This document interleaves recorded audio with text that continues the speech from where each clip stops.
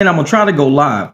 I got this new microphone set up here, so I don't know if it's loud enough or not. I can't hear on the other side. So if somebody comes into the live, they can tell me, hey, the microphone's not loud enough, or I can't hear anything. So I'm doing what I can to kind of get this setup going right. What is it, Monday night? I don't usually work on Monday nights. So I decided to just kind of sit around, putz around a little bit, see what I can do. I got this little setup here where I can hit buttons like this, like laughter and like applause and stuff like that. Pretty crazy. But my son, he's the type of guy that would love setups like this because he's a gamer. He's the big gamer in the family. So he likes to sit around and play games and everything. But let me see. I'm gonna put on these headphones real quick, see if I can hear a little bit.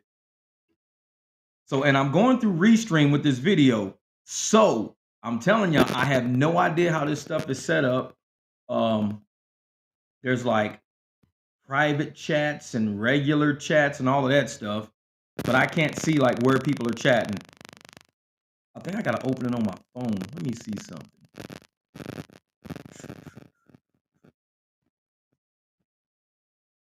All right, come on, phone, let's go. Come on, phone, let's go. All right, I don't know how this thing is working right now. Yeah, because I can't even tell like where the half screen, that cinema, thumbnails, whatever. Because I can't tell where like the comments on this screen go. I probably should have went through YouTube to do it versus going through what I'm doing now. Go back. I know. So if anybody's commenting, I can't see if you're commenting or not because I don't know if know how to do this damn thing on the side. Let me see content. Let's go see if I can pull up a live on here. Nope, nope, nope. I'm gonna pull up live on my channel. I want to see what I can see on it. Hey, there it is. All right. So I pulled up the live, but I can't see whether or not anybody's typing. So I'm gonna have to type to you on my phone because I can't figure out how to do it on the screen. Like I said, I ain't a YouTuber. A lot of people think I'm a YouTuber. I am not a YouTuber. I'm a driver. This is what I do. I drive cars. So I didn't even schedule this because I just wanted to try out the new tech. I wanted to see how this microphone worked. I wanted to see, how the different buttons and all of that work. I'll do a better live. This is sort of like a test live, my first live with the new equipment. So, what up, life in car? See, now I can see you on my phone, but I can't see you on the screen in front of me. I don't know how that works. Oh, wait a minute. Let me open this panel. Dang, there it is. You just lit up a button. I appreciate you, Life in Car. You are helping me out because when you just put what up on there, it hits something, and I open up a chat. I got you. I got you. What up, driving the wealth, my man, New Mexico? Hey, my grandma stayed in Alamogordo. She lived there for a long time. So, I never got a chance to go up there. I got homeboys in Albuquerque and stuff like that. But yeah, I gotta come through New Mexico. It's sort of laid out like Phoenix. I see myself going up there and having a good time. But no, I appreciate you, Life and Car. That's what's up. Because you sat up there, and whatever you did, you hit a button and something lit up on my screen. See, this is why I need y'all, man. Y'all gotta help me out. I'm not a YouTuber. I'm a driver. I'm like everybody else in the game. You know what? But everybody think, oh well, you got followers, and I don't think everybody's followers. I don't look at us as followers. I think we're all drivers and we all just congregate on my page. So we all in this shit together. It's like you guys kind of built the page and built the channel. I started the channel. That was it. I started the channel. I was doing my repairs, having my fun, talking, chatting, driving around, doing a little desert driving and shit. But I think the drivers is who really made this channel. And so I appreciate you guys. And like I said, y'all walking me through a lot of stuff. When I first started doing videos, people was complaining like, man, your garage is dark. And they were right because my garage was set up for me to work in it. It wasn't set up for YouTube and shit like that. So I had to go out, get lights. Like this is bright. To me, this is bright as hell. And I'm a night person. Y'all know me. I drive at night. I don't even drive in the daytime. I love the dark. So this is really bright. but I got, the overhead lights going. I got like lights up in front up there. So you guys kind of help build this channel up to be what it is. This is not something that I normally do. And doing lives, no, I don't even do lives. What up, Kiki? Hey, hold up for a second. Let me add you on here. Oh, I can't. I don't know how to do it. Somehow this is screwed up to where I lost like moderators. I don't know how to do this on Restream. I got to go back through like the YouTube stuff. And I can't even do it on that. I got to go back through YouTube and add all these moderators and stuff back. Like I said, this is my first time using Restream, so yeah, you got to kind of, I don't know, help me out, kind of drag me along. He said it's conspiracy, brother. Fritz, what's good, my man? What's good? Hey, he always talking about conspiracies, but you know what? I call it research. Everybody should be skeptical of anything. If a mechanic tells you this is wrong with your car, it's not a conspiracy that they trying to fuck you over. You should research and go see, hey, if I'm hearing this from my engine, can it really be my struts? Because a motherfucker will tell you you need new struts, but the sound is coming from your engine. You get new struts on, you still hear the same sound. You found out it's motor. It's all right, I'm rich. He said, I'm rich. What up, King James? King James. Yeah. Kiki, I don't know how this works. Like, I can't see a wrench on here. I don't know. I'll figure it out. I got to go through my YouTube and figure this stuff out. This channel is nuts. It's nuts. You all know me. I'm a garage guy. I'm changing out alternators and, swapping out brakes and all that. When it comes to technology, it is what it is. If it work, it work. If it don't, you know what? I'll figure it out. That's just how I roll. I'll be like, nope, nope, not even getting involved. Shit. Yeah. It's slight feedback with the audio. Like with feedback, like what do you mean? Like, is it like echoing or something like that? Because I don't, like I said, because I'm in the garage right now. No, you didn't. A five stopper for $12, please, please. The topic tonight is figuring out how to use this damn equipment. That's my topic. Because I bought this little microphone setup and all this shit, and I just want to see how it works. And before I really get deep into a topic and make an actual video that's gonna be like something that I want to keep forever, I want to make sure at least I got the equipment working right. Because like Thomas said, there's something with the feedback. Like, yeah, see, I think it's the fact that I'm in a garage. Because a lot of people speak and they've got like, let me see if I can turn it down. What if I turn it down like that much? Does it sound any differently at this level? Because all I'm doing is turning controls right now. I mean, I already speak loud. I probably don't need a microphone. It's a crackling sound, soft, echoey buzz. Yeah, I don't know what that could be. I don't know if it's something to do with. Let me try something real quick. I'm gonna unhook those headphone things there because I don't know what those were. Like I said, I don't even know how to use this, and it sounds okay. All right, I don't know. Yeah, I don't know what it could be. Like I said, it's got a lot to do with these monitor levels and stuff like that. And like I said, I've never used it, so you guys are just helping me. The thing is just when you get too close to the mic, okay, cool, cool. Well, see, that's what I need to hear. If we're gonna set this up and do this, and we're gonna actually make some really good content with these videos, this is Jeff versus the tech. Who will win? That's funny. That's funny. Hey, that's now I can hit that button and show like what things say or whatever.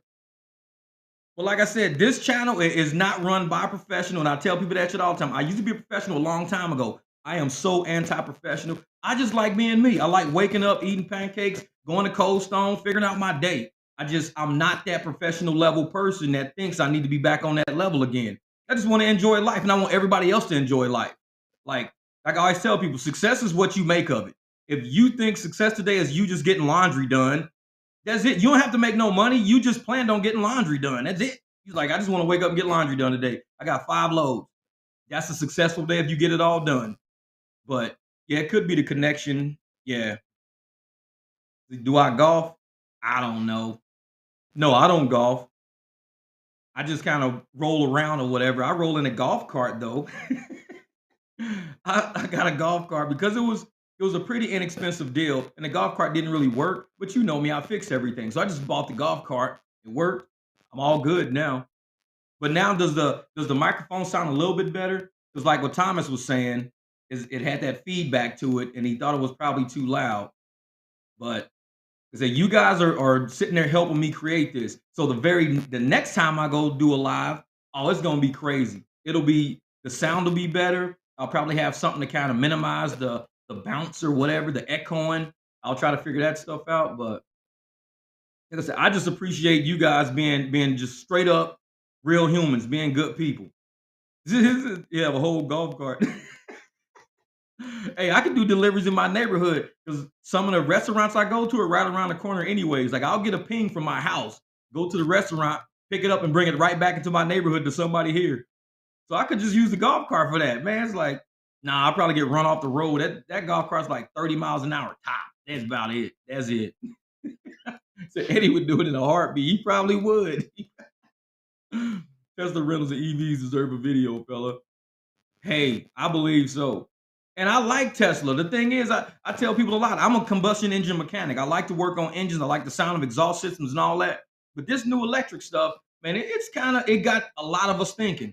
The one thing that I think about, now it's probably some conspiracy theory shit. Check this out. But imagine if everybody was in a Tesla and you have software in your Tesla and it's got self-driving and everything. In your Tesla, it's all self-driving. What if the police said, we know this dude has a warrant out for his fucking arrest, so we want to self-drive his Tesla to the police station with his ass locked in it so he can't get out? What if they can lock your doors, lock you in your car, and police drive your ass all the way to the police station because you got a warrant, and you sitting there like, man, I don't believe I bought this damn Tesla, and they done lock my ass in my own car, and the police is on the way.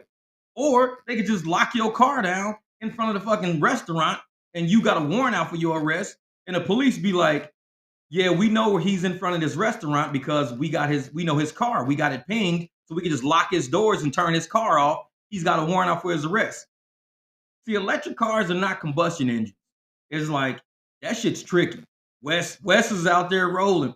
Hey, Wes be out there getting it, man. Hey, this dude be sending me some screenshots. This dude do not play. He do not play. When he be out, shit. He just stop listening to Rick Ross. What did Rick Ross say about it? I never heard Rick Ross. I'm just an engine dude. I like engines and exhaust. That's just me. But I like the speed of a Tesla and all that little technology in there is pretty cool. I like that. But just the whole, they can lock your car up on you. I don't know, man. That's scary. That's scary. No, but Wes, hey, we had we had Barrett Jackson this weekend. I was gonna do Barrett Jackson. Yeah, it is. It's Home Depot. Yep, that's it. Hey, I live at Home Depot. I got a Home Depot credit card, damn it. It's got a zero balance on it, but I should be using it. But all my wood, everything comes from Home Depot. And that's me, man. I'm a 100% garage guy. When you see me walking Home Depot, I got on dusty pants. I got a big ass concrete mixer I bought. It was sitting in front of Home Depot. It was the last one, and I bought that shit. I'm just that dude. If I see a tool that I like, I'll go buy it. My whole pool deck. I built my pool deck when COVID first started. I was making so many trips to Home Depot. If you go to Tempe Home Depot on like Google or some shit like that, you'll see my review on there, and you'll see all my pictures of me building my pool. Man, that shit got so many views on it. Because that's all I was doing when everybody else was on lockdown. I was just going to Home Depot buying wood. And I was just bringing the wood back, just building my pool deck. I was like, hey, it ain't nothing else to do. Might as well just build something.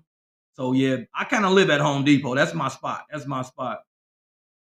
Hey, them electric cars, man. You said poverty rides. First almost takes you like, this is some bullshit. Hey, but you got that bag though. You got that 300, man. That's what it's all about. And see, that's why I tell people, man, I love when people talk about how successful they are with rideshare because in anything else, education, healthcare, anything, working out, people love to hear stories of progress. We can't always be beating each other down. If you hear about people going to the gym every day, but they ain't never getting better at the gym, and everybody just talking about how they wasting their time going to the gym and everything else like that, I mean, people gonna just stop going to the gym. And that's kind of how rideshare is. If we only talk about the negative, we know it's negative shit in rideshare because we ride, we drive. We know this. We pull up to a McDonald's and there's a line wrapped around a damn corner. We know this. But how do we get around it? That's the trick. Every successful driver will find a way to get around the shit. And if you can't get around it, you're gonna fail at this gig work because it's all mental. Some days I'll walk out of a hotel and it took me forever to find a room, and I'd be doing this like I met that dude Bryce or whatever. I had I had just delivered into the hotel. I'm walking out of the hotel and he's sitting there chilling by the campfire, just like, and I'm like, dude, I should be doing that right now. I need to be after this damn delivery. I need to be relaxing. And it was just a vibe. It was a whole vibe, man. He said, "You cut the drive-through line simple." No, not at 2 o'clock in the morning. You ain't. Them people be mad. But see, the thing about the drive-through line, they need to have. Like I went to Del Taco. Check this shit out. What happened to Del Taco? So I get the Del Taco. Oh, I should tell you this whole story why I got it. Check this out, Kiki. You were perfect. So I get the Del Taco. This is the funniest story. So I'm pulling in. Well, there's a guy already up there, like in a little green Kia Soul. So I pull in and I'm talking to the lady. I'm like, hey, I'm here for Uber orders, eat, pick up, whatever, this and that. The lady was like, oh, you have to come to the front, like of Del Taco. You have to come to the front of the store, type in the 4-digit code, and it's inside of the box in front of the store. And I was like, what? What kind of restaurants do this? I'm like, I thought those just like eateries and shit like that. So I said, okay, I'll just back out because I done snake my way through the drive-through. I'm like, well, I'll just back out and I'll just go to the front of the store and type in the code. Car pulls in behind me. So I'm like, shit, I can't back out. So I just start pulling up, but I don't pull up to the window. I get up maybe a car length away from the window and just sit there because the dude is still at the window. So I put my car in park, turn it off, and I run. I run all the way around to the front of the store. So I open my phone and I'm like, wait a minute. I'm like, what 4-digit code? I have no idea. I didn't see the posted note that says last 4 digits of the order. So I'm like, what 4-digit code? So I finally sit there. I'm sitting there. I can't find it. So I look up and I see the posted note. As soon as I see the posted note, I hear something go, like loud as hell, like a car hit something. I'm like, oh shit, my car's in the drive-through, and I think somebody just hit my car. So I run around the building, and the green car that was in front of me, the dude is sitting in his driver's seat, he's like, oh my God, I cannot fucking believe I just did this. And I'm looking at him, I look at my car, and I'm like, did he just hit my fucking car? I'm looking down the drive-through, I'm like, no, he didn't hit my car because it's just sitting there. I look at him, and I notice his fucking car is all the way up on the curb, hit the fucking yellow pole, and he's got new tags on this car, and the whole front end of the car is pushed back. He was like, I thought I was gonna go in reverse to go around the corner, and I just hit the gas, and because the whole fucking drive-through was snaky like this at Del Taco. It's not a straight drive-through like that. The shit's like this. So he was trying to make the corner, couldn't make it. He fucking punched it and went up all the way on the curb and hit the fucking pole.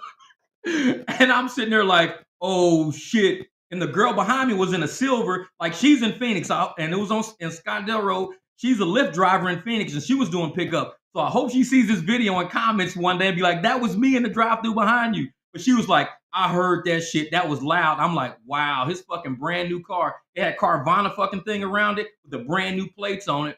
And I'm sitting there like, damn. And the dude was like, I don't believe I just fucking did this, man. So he put his car in park. He got out. He started picking up the pieces, throwing them in the back seat and shit. So I go back to my car because I'm like, I just want to make sure because I'm like shook like a motherfucker at this point. So I like go to the passenger side of my car, make sure it like we were far apart. Like there's no way he could hit my fucking car, but I was just tripping. And the girl was like, damn, that shit was loud. I was like, I know. I said, I feel bad for the dude. And he was just like, I cannot fucking believe. He kept saying, fuck, fuck. He was mad. So he drove off. And I told the lady, I said, I can't find the 4 digits. She was like, well, it's on the post-it note. I was like, oh, that's what the post note is for. Because I saw the post-it note, but I just didn't look at it.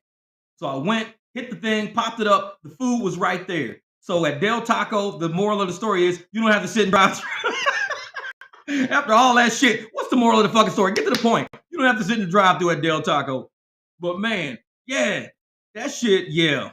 A busted car with man still had the brand new plates, and it's like a green Kia Soul, and he lives in Phoenix or Tempe or Scottsdale, but he'll probably remember if this video ever makes it around and he'll comment on this shit. He'll be like, dude, that was me in that car. Yeah, I was like, man. And the girl was a Lyft driver, the little silver car. She was a Lyft driver, and she was like, wow, that shit was loud. He must have been flying because I'm at the machine. I'm not paying attention. I'm trying to figure out how to open these damn doors and where the 4 codes is. Ooh, what the fuck was that? My car, shit. Took off running. Dude was all up on the curb. I was like, Where's my fucking car at? It's like, oh man, did he hit my car? Yeah, that shit was crazy. But that was Del Taco.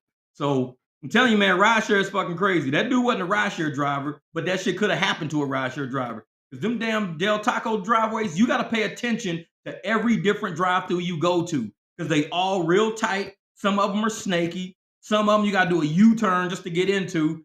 You could tear cars up in these drive-throughs, and people be like, "I ain't tipping." Like shit, I will not go through a drive-through for you if you ain't even gonna tip me, and my car can end up like that at the end of the day. Fuck that. Nah, nah. I'm cool on that shit. I'll go to Chinese places. They usually in like business parks. You can pull right up to the curb, go in and get the food. But I'm not. Nah, I'm not playing around with these people. Oh, Steven was good by me. He's like, yo, man, I'm just testing out the new equipment, and people are kind of helping me get this lined up. Like I was talking about the sound of it. Like I got these little buttons and shit like this, like stuff like that. Got laughter, but I can't hear it because I don't have a headphone set on. So only you guys can hear all of this. I can't hear none of it. Like even myself talking. Steven! Hey man, I came up with this design shit probably about 4 or 5 months ago. I don't know. I still got it on my laptop. See, that's what people don't realize. I used to run a shirt company for about 6 years, and it was my own company. I had a whole bedroom in my house, and it was just knocked out. I had fucking shirts everywhere, thousands and thousands of dollars worth of inventory and equipment and everything. Oh, cool. Appreciate that, brother. Yes, Thomas was helping me out because Thomas was saying it was giving feedback and I was too close to the mic and shit. So I had to sit back some and I had to turn some volumes down. So Steven, Thomas helped me do that shit. So now I know exactly how far I gotta be. Y'all can still hear me. The volume has to be a certain way. I just gotta mark this shit with like a whiteout pencil or something. I don't fucking know. Put an X in the floor where I'm fucking sitting. Like a movie set and shit. What's all these X's around? That's where I sit. That's where I stand. That's where I lay. It's like shit. It's like, well, that's how my microphone works, motherfucker. I'm not a genius. No, but yeah, it was like when I was setting my shirt company up, I was doing a whole lot with like just making biker shirts, biker events, sending shirts all over the world, crazy shit like that. Uber Eats, they, Uber Eats has been doing a lot better than Lux and Uber X put together. I'm like, Uber X actually helped me out late last night because planes were coming in and everybody was so pissed off that Barrett Jackson was slow. Everybody just went home. So the airport was kind of packed, but not a lot. So I was getting good rides. So I was just going back and forth to the airport for a few times. But all weekend, Uber X was garbage. Lux was super garbage. I don't know what happened this weekend. A lot of us are still we'll figure it out. A lot of us are scratching our heads right now. We'll start talking over the next few days to see what happened at Barrett Jackson. Because if we can't figure it out, the same shit might happen with Super Bowl or with Waste Management. Because there's something going, either they're shadow banning drivers or they're doing some crazy shit. I don't know. But it's like easy to stop picking up those people, get a piece instead. Hey, I went and tried to get a pizza yesterday, but people love fucking pizza. So I went there to go to this pizza place, and I'm like, man, the line was out the door. I walked in and I stood there for like probably 30 seconds. The people didn't even say what's up. And that's another thing I do not like about this new generation of kids. When I was little, we used to walk into a store and people be like, hey, how you doing? Be right with you. Or we'll walk into a store. Hey, we'll help you in a second. Just give me a minute. Now you can walk in the fucking store. These kids be sweeping. They be on their phones and shit like this. They'll be like looking at the wall and shit. They don't even speak to you. You can walk in the store and walk out with the fucking cash register. They wouldn't even know. They'd be sitting like sweeping the floor. You'll walk in. I could be standing right there with a fucking shotgun in my hand. These motherfuckers, I'm like, would somebody say what's up as soon as you walk through the door? Just say what's up. Quick Trip does that shit. I like Quick Trip because when you walk in, they could be ringing 6 motherfuckers up at the same time, like, hello, welcome to the store. Motherfucking Quick Trip, they on some old school shit. I like that. Oh yeah, you gonna get AZ at it. Yep, yep. Sundays are peace and yeah. And I tell everybody who's a driver out there, go find a wing stop.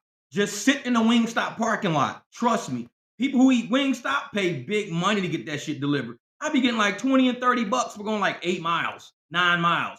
I don't know what it is about Wingstop, but they love that shit. And I'll be like, I need to get a map and just put wing stops all on my map, and that's it. Only wing stops and Chinese food places, and don't do shit else, and just sit in there because it's worth it to wait. Because you can do all these little bus fares and shit. Or you can do all these little tic tac deliveries, $4 for a fucking sitting an hour in the McDonald's line, or go to a wing stop. Because you sit in the wing stop parking lot and you will see something come up for McDonald's, decline, Subway, decline, fucking Walmart, decline, wing stop, $23, accept. And it's like, it'd be like 11 miles for $23. Dude, Steven, man, wing stops are where it's at. I don't know. And I didn't know that because I mainly do, yeah, Chili's, Fridays. Yup, that's right. Because then you can go through the side door with them. So when you go through the side door at Chili's and Fridays, you don't have to go through the front door. As soon as you walk through the side, the lady's sitting right there. Your order's probably being worked on. So it's like, man, yeah, Blaze, you right. You right, man. And see, that's the thing. Uber Eats, I think I can make in a day 150, 200 in a day. And that's working between 8 to 10 hours. I think I can make about $200. And people think, well, I won't say work, I'll say available. Because it's hard to say I'm working 10 hours if I just got the app on. Because I'm just sitting in parking lots declining shit. I'm not really working, I'm just declining shit the whole time. But it's like actual work time. If you're online for 10 hours, you probably working about 7.5 to 8. The rest is spent declining shit, using the bathroom, doing whatever, but you're still online. Yeah. Blaze, man. Don't even start with me with that Prius shit today. Don't. Because I'm kind of upset. I ain't been looking for Priuses with blown transmissions so I could buy that shit and just have it at my house for days I want to do airport. Man, I be sitting there like, I'll get a good airport ride and I get anxiety. Because I'll be like, shit, what if this is like 3 people with like 4 suitcases? I'm gonna have to decline this shit and get this good ass ride to somebody because I got a little ass BMW. So I'm like, if I had a Prius, I could just go sit at the fucking airport. Like, say, I want to do 4 hours of airport, only airport. I'll take the Prius to the airport. I don't have no anxiety. I know I got enough space. I can take everything. Yeah, he said he got the whole setup down. Yeah, I'm trying. Yeah, but what happened was I just saw something about a scam. What that? You see how you got free Wingstop the other day? What? What? How did that work out? How the hell you get free Wingstop? Like, what did they do? Do they order food and then they cancel it while you're on the way there? How does that work out? Yeah, no, I'm serious, man. Because this is money. This is a business. I mean, I'd buy a transit van. Shit, if I was gonna do a whole bunch of shit, I'd buy a Prius. These are cars that can make us some serious money. If I want to really do airport and really be serious about not canceling rides when I get there, then I need to get a Prius. I need something with space that can handle airport traffic. It ain't even about looks. When people get off these little closed, enclosed ass airplanes and these little shitty ass fucking seats in the airport, they sitting like this. A Prius is the best thing they can fucking see because it can fit everything they got. They can kick back and relax. There's enough space in there. They don't need no fucking BMW. They don't need no Lexus. They ain't going to dinner. These motherfuckers don't need no fancy ass car at the airport. They just need a way to get the fuck out of there. A Prius is like, I don't know, man. I'm just sold on the Prius right now. I'm really sold on that shit. Cause I see them guys, man, and they fly in, they be throwing in suitcases and luggage and this, and I be seeing people walk up with all these bags, and these motherfuckers they don't even sweat. They be like, got it, got it, got it.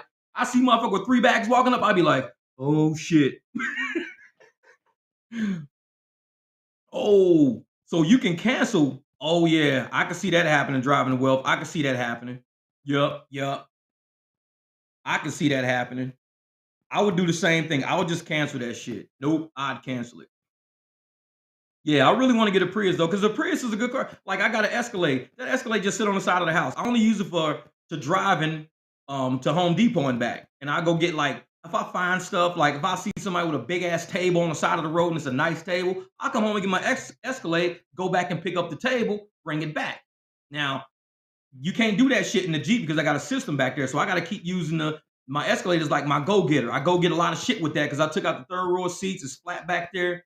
But same with a Prius. The Prius can be your go getter, man. The Prius is where the money's at in ride share, especially airport ride share. The Prius might not be good for nightclubs if people want to go to a fancy restaurant and all that shit. But you taking people to a fancy restaurant and a nightclub, you're getting like $11 to $12. That's it. Now, you picking up people from the airport, you're getting $40. I'd rather buy a Prius and get the 40 than buy the Beamer and get the 13, $14. It's like, that's why the Prius is like, I don't know, you got to understand the business aspect of a Prius. And I think it's a really smart machine. Toyota made a smart machine. I agree. Toyota made a really smart machine when they made the Prius because it's something that's different. Like it looks like a spaceship, like a baby fucking spaceship. But you get in it and it's like a house. It's so much space in there. Like, wow, this is a lot of room in here. BMW looks nice rolling the fuck up, but you get in there, it's kind of spacious for like one in the passenger and two in the back. Enough space for us. You add that third person in the back, you got to sit on the hump. If you start adding suitcases and shit, it's a wrap. Everybody, it's too much. It's too much. It's just that's not a car for airport. BMWs are not for airports. Unless you got a 7 Series, maybe a 6, 5, I don't know, but a 3, nah. You got to be picking up one person with a backpack and maybe a suitcase. Then you're good. But yeah, Prius for Eats, get the biggest one. I don't know what size that one is. Like, shoot. I don't know what year Prius is. I haven't really looked into Priuses because what I want is I just want to find one with a blown transmission because I rebuild transmissions. So if I can find one with a blown transmission, I can rebuild it how I want to build it with all performance parts, do it how I want to do it. So I know it'll last forever. I did the same thing with my Escalade, same thing with my Jeep. When I bought them, I got them home, took the transmissions out, rebuilt them how I wanted to build them, put all the performance parts in, the Escalade was at 88,000. I got 225,000 on it right now. No glitches. Runs like a brand new damn Jeep the same way. Pull out the transmission, bigger clutch, more horsepower, all that shit. 254,000 miles on a Jeep. If you pull everything out that stock, that shit that they designed to break so you can go back, man, Charmander, what's good, brother? Yeah, so you take out all the stuff that's designed to break and put in the good stuff. It's like, hey, now your car will last forever because it can handle that engine, it can handle that compression, it can handle the drive, it can handle all the wear and tear. But yeah, exactly. That's what I'm saying. A Prius, it's a Toyota, and anybody who's got a Tacoma, a Tundra, a Pathfinder or not a Pathfinder, a Forerunner, you know that those cars are designed. They're designed at the factory for 1 million miles. They're not designed for 150,000, 200,000 miles. They're designed for 1 million, and you can go half a million, and then you do the major repair because now you've got exactly half a thousand. Real shit, half a thousand. Because what you do is you once you get to about 400, 500,000 miles, you can now start taking stuff apart and be like, hey, I want to start, putting the performance stuff in. You put the performance stuff in, you can now make it to 1 million miles. That's just how Toyotas work, man. That's why everybody gets them. He said, I'm the rideshare cheat code. Hey, for real, man. They'd be like, how do we win at rideshare? This is what you do. No. But I tell everybody, we need to stop competing and comparing with each other because we can't be a complete group if we're a competing group. So we got to stop the competition shit. We got to look at somebody who's in help. Stop just trying to pull over and help somebody with a dead battery and help somebody whose life is kind of going downhill. If you see somebody who says, man, I'm running low on fumes, I don't know how to do this, tell them, get a lot of sleep before you start, eat a small breakfast, don't eat something that's going to put your ass to sleep, drink a lot, cruise. This is how you do rideshare. It is like driving NASCAR. He said, well, I should have been a mechanic. Hey, I just got lucky. I got lucky. I grew up, I tell people I grew up poor, so we couldn't pay nobody to fix shit. So we grew up working on everything. So I kind of like had a high mechanical aptitude. So I grew up. Now I see a car that's broken. To me, it's not broken. It just ain't got performance parts yet. The stock shit failed. I just need to go get some performance parts. So now it'll last forever.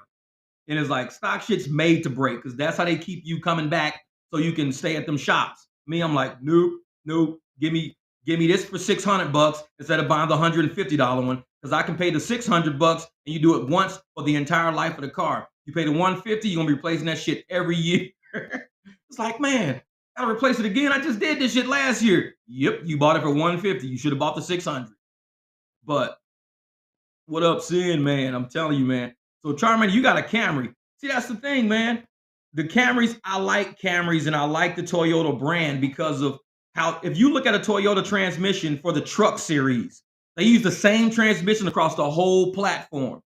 When you see Ford trucks all have different transmissions. Chevy trucks, all different transmissions. All these trucks have all different transmissions. Toyota built one transmission, built that motherfucker really well, and put it in all their trucks. That tells you that they knew what they were doing. If they trust that transmission enough to put it across the whole brand and say, we got faith in this transmission, put it across our whole brand. That's a serious ass transmission. And I'm like, Toyota, that's what they do, man. They build really good transmissions. Uh-oh, look at Ron. Rideshare culture, my man. He's up in. Hey, hey, Sin. Wait a minute. The Avalon is sick. We used a bunch of gas. Yeah. The Avalon, they stopped making that for some reason. And that's probably why. They wanted to kind of go with less, fuel usage. But the Avalon was a nice car, man. That's a gorgeous car. Them Avalons, they compete with like I think like Mercedes and BMWs. The Toyota Avalon is up there. It's a Lexus. It's very very nice luxury car, but it's probably yeah gas guzzler. And they're like, yeah, we can't keep putting these cars out when people are buying Toyotas and Lexuses who use less gas. So plus Hondas use a lot less gas too. Replace the Avalon with the Crown. Oh, I ain't seen The Crown. I gotta go see that. I gotta check that out because I keep hearing about that, but I haven't looked at it yet. It's like I want to see that, man. The Crown.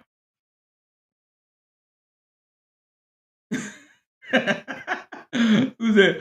Tony, what's good, man? What's good? He says the cheat code for Uber Eats and Ride Surge, man. Man, yeah. I'll tell you, man. I'm quick to be loyal to whichever app is paying. So I'm loyal to none of these apps. None of them. If I turn on UberX and they give me, $20 for 13 miles, I'll take it because Lux ain't doing nothing. Lux will be like $8 for like a mile or two. I'm like, I don't want the $8 because then I'm not gonna get another Lux ride. I'd rather take the UberX ride, cruise with it, and hopefully get another UberX or Uber Eats ride. But once I start Uber Eats, I just turn UberX off. I just click it off because Eats they be jamming. And if you leave on UberX and Uber Eats at the same time, they start knocking heads. I think they're two totally different divisions in the company, and they're fighting for drivers. They're like, "Give me my X driver. You give me my Eats driver. Give me my X driver." So I'll just turn one off. I'm not running both at the same time. It's hard. Hey, break time in my car. Need to eat. There you go. I'm telling you, man. The loyal to you got to be loyal to the money, Steven, because these apps are loyal to their shareholders, in which they have a duty to be. If they're not loyal to their shareholders and their investors, nobody's gonna be able to invest again in faith that these companies looking out for their money. He says, "Don't even lift, bro. I'm that shirt, by the way." Oh, thanks, man. Do you even lift, bro? Oh man. Oh no, man. Not that. Yeah. If you don't want to put a AutoZone brand on it. Holy crap, 1750? Yee. Hey, this is what I tell people, man. Rideshare is no joke. When he's supposed to be like, all you do, you just a driver. Trust me, it's more than that. We are our own repair shops. We're our own, part suppliers. We got to go out and get our own stuff fixed. Man, when we do rideshare, you are encompassing the whole business. You are that one person running the whole show. You got to get that car fixed. You got to still pay your bills. You still got to make money. Man, Dom, that's crazy, man. And see, that's the thing, dude. If you was here, I'd do it. I used to have a S420. I've had an S500. I had an E320. I've done a lot of work on each one of them, mainly like fuel pumps, fuel filters. I think I replaced the AC compressor on my S500. I replaced the AC compressor before, but it's like the cars are easy to work on, but the parts, man, expensive. Jeez. Yeah, that Euro is lifetime on parts too. That's what it is. But me, I'll go out there. Who did something for $1.75? Wait a minute. This is funny. This is funny. That's funny. The Uber Eats order $1.75 for 4 miles. I'm like, bruh. Hey, we hey Carlos, we don't need a decline button on Carlos' phone. We need a button that just says, bruh. He send that shit back to Uber. He don't got decline no more. He got accept and bruh. That shit's funny, man. Dude, you're fucking hilarious, man. You're hilarious.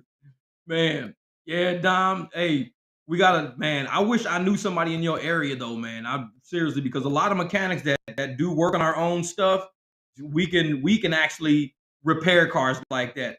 And I'll tell everybody, BMW and Mercedes were race technology. They was made for pit crews and shit like that. It is so easy to work on these foreign cars, but they don't tell you that.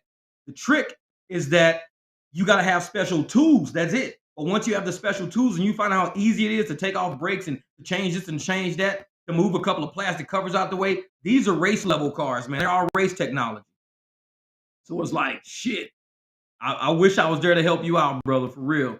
Because even with Aaron with Uber Lyft Phoenix, he already knows. All he got to do is shoot me a text message, shoot me a email, and be like, "Hey, set it up, man. What day you need, and let's do it. Let's get it done." Because he just had issues with his brakes and rotors and all of that shit.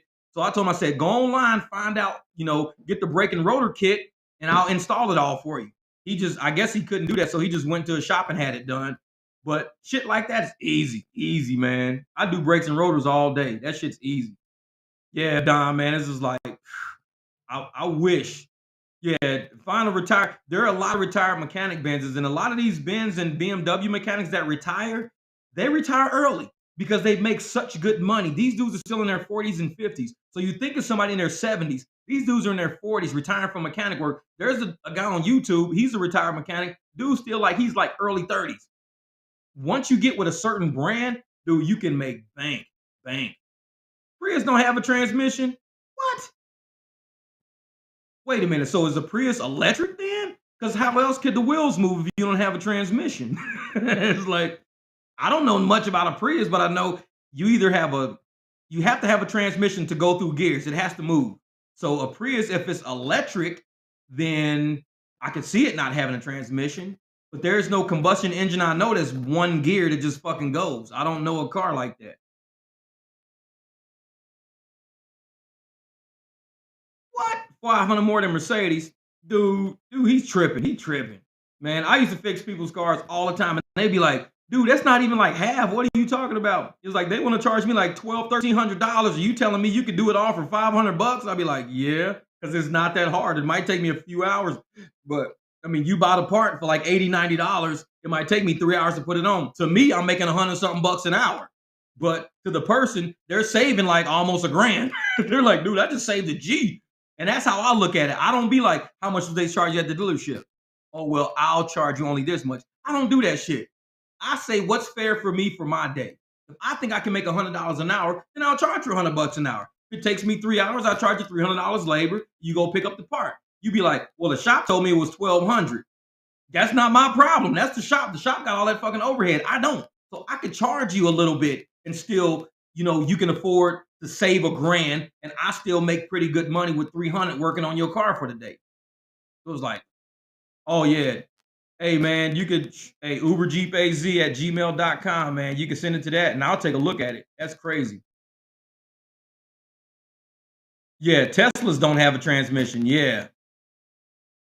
Prius does not have an alternator. Uh, uh. Okay, okay. So a Prius don't even have an alter. You gotta be kidding. How does the Prius stay running without an alternator? How does that work? I never saw that. But I know a Prius has to have a transmission. Yeah. I'm telling you, man, and I'm putting certain things on this screenshot, like where Dom K says that part is what's the killer. Most of the time, it's the labor because I need a lot of these newer rideshare drivers to know. Don't just look at your car and be like, "Oh, brakes only cost like $80 for my car." Well, it's only $80 of you doing the work yourself. Like Dom says, it's the labor that's gonna get you. If you don't have a reliable mechanic around you, man, it's gonna hurt. It's gonna hurt. Every time something happens to your car, if you snap a ball joint, it's gonna hurt. That labor is gonna kill you because they're gonna say, "Well, we need to pull off the lower control arm. We gotta fucking, take off the hub. We gotta do this and do that." That labor is gonna kill you. So you mean like a lower control arm is $132. That's the part. That's not the labor. The labor they might charge you is about 700, 800. So it might be $900 for that lower control arm. Somebody like me take off the lower control arm, I might charge you 150 bucks. I'm like, I could do it for 150 bucks. You go get the part. You paying less than $300 for a lower control arm, but they'll charge you 900 at the dealership. But that's because you need to know a mechanic or somebody that can help you. Once you get somebody that can help you, I mean, your rideshare experience is gonna be a lot better. You ain't making all this money to turn around and get that shit to a shop. You making all this money, you give a little bit to the mechanic to keep him in business, and you back on the road again, spending way less, way less. But open up a shop, right? You know what? I thought that for a while. I was like, you know what? If rideshare ever gets so bad to where I don't want to do it, I got a big piece of property I'm sitting on. I can add an engine lift. I can not an engine lift, but a car lift. on the side of my house. I got a big RV gate over there that I got my trailer going through, but I can just drive the trailer through the thing. But I can put a big lift and I can actually do work on the side of my house. I got a lot of space. I could park like shit, probably 7, 8 cars just in my front yard wrapped around to the side of the building. But it's like that wouldn't be a bad idea to save rideshare drivers some money. But then I can't get out and drive. That's the problem. And I like to drive. I like to meet me at the door because you walk up to people and they be like, "What's up, man?" I'm like, they be like, "Dude, that's a clean ass car." I'm like, "Man, we about to ride together and eat your food, man. Let's go because this shit smell good. I'm finna head back to the restaurant. You can roll with me." They be laughing like, I'll be like, "Dude, this food smelling good, man. Let's roll to the restaurant together." They be laughing, laughing. Jeff is the plug. Hey man, that's the thing. If I if I had to, do rideshare drivers' cars, especially, and this is the thing, when I had my mechanic shop, and a lot of people in St. Louis will tell you how I run it. All right, Charmander, hey, you have a good night, man. You and your little 8-year-old daughter running around banging pots and pans and shit. Tell her that everybody's happy that the Eagles won except the Chiefs fans. That's it. She's like, man, all right, Charmander, man. Hey, you be easy out there, man. And you should make her your wake up alarm. Be like, come bang pots and pans to the Eagles' victories for my alarm in the morning. Like, yeah. She's wild. She already feeling it, man. That kid is already feeling. She's a Eagles fan for life. She is an Eagles fan for life now. You just made her an Eagles fan, bro. He said, "Fly, Eagles, fly." Yeah. You should make her banging pots and pans like your ringtone for like text messages. She'd be like, "Is that me hitting pots and pans?" Like, yeah, I play it when text messages come through. Oh, the Master Dashers, man. I appreciate that, brother. I appreciate that. Oh, Dom said go Chiefs. Uh-oh. We got hey, this is gonna be a good rivalry. Chiefs and Eagles. Hey, this is gonna be the best game ever. But all right, hey, Master Dasher, I appreciate that. I really do, for real. And a lot of times there's a lot of drivers out there that are I think people get tired of driving. What I'm trying to say is people get tired of driving and they look for something else to do. So a lot of them are like, YouTube is my new thing. I'm gonna make money on YouTube. And they sell what a lot of people on YouTube like, which is the negative culture of rideshare. So they sell that shit to people because they know it's gonna bank them up on the back end. And we call that grifting. It's when you selling some shit that you wouldn't even buy yourself. So they selling something negative, selling negative, but on the back end, they fucking making money on all the videos and all the hits and all of the lives and everything. That's how they get paid, off of grifting. And me, I just keep it real. I tell people, rideshare is hard. It is. It's not for everybody, and I wouldn't recommend it for everybody. I would recommend it for certain people that I think can hack it. But you got to learn that even on your worst days, it can be worse than that. Trust me. Because I mean, I've cashed out at $90 sometimes, and I'm like, man, this is horrible. Some days I've just given up and just went home. But the very next day, $500 day. You're like, holy crap, this just made up for the last 2 days. So you got to understand how it works, man. Rideshare and delivery works in waves. And a lot of people don't understand that. And they think, they hear all the stories and they see all of the number one YouTubers out there posting all they big shit. They don't post the days where they only make $70. They don't post the days where they only make like 50. They don't post those days because they give this illusion that everybody's gonna make $300 a day. No, we can all possibly make 300 a day. It's the percentage is there, but it's like you got to pace yourself. And I tell everybody, pace yourself. And that means pace your energy, pace your, attention span. Because a lot of times when you don't see that money rolling, you getting worked up, you getting pissed off. I just say, you know what? I'm going to go turn these apps off. I'm going to run by Quick Trip, grab me something to drink real quick. Then I'm going to turn my app back on when I'm walking out of Quick Trip, see what happens. Usually good shit comes. But it takes that type of mentality because when we're employees, we're always told, stay busy, stay busy. You don't get paid to sit around. You don't get paid you get paid to work. You get paid. In rideshare, you get paid to be patient. It's different. You get paid to be patient. As an employee, you don't get paid to be patient. You get paid to have papers in your hand, to be processing shit, to be moving something, stamping something, stapling something, answering fucking phones. You got to be on your shit when you have a job. When you are the owner, be patient. This is your business. This is your mentality. It's your mind. It's everything involved in this shit. Just like Dom. You can have car issues. You could be driving home and feel your car knocking. Be like, oh shit. There's times I've been on the road. I keep a tire plug kit in my car. There's been times when I had to hurry up and I run on run flats. I'll pull into a damn quick trip, pull the nail out, hurry up and pop the plug back in, air the tire up, and I'll finish my night driving. I gotta run in, wash all the dirt and shit off my hands from the tires because I have black shit from my tire shine all over my hands. And people be like, dude, you just had a flat like 10 minutes ago. You pulled in on a flat. And I'm like, I got a tire fucking plug in my, I hit a nail somewhere, pull that fucking, I got some wire cutters in my trunk.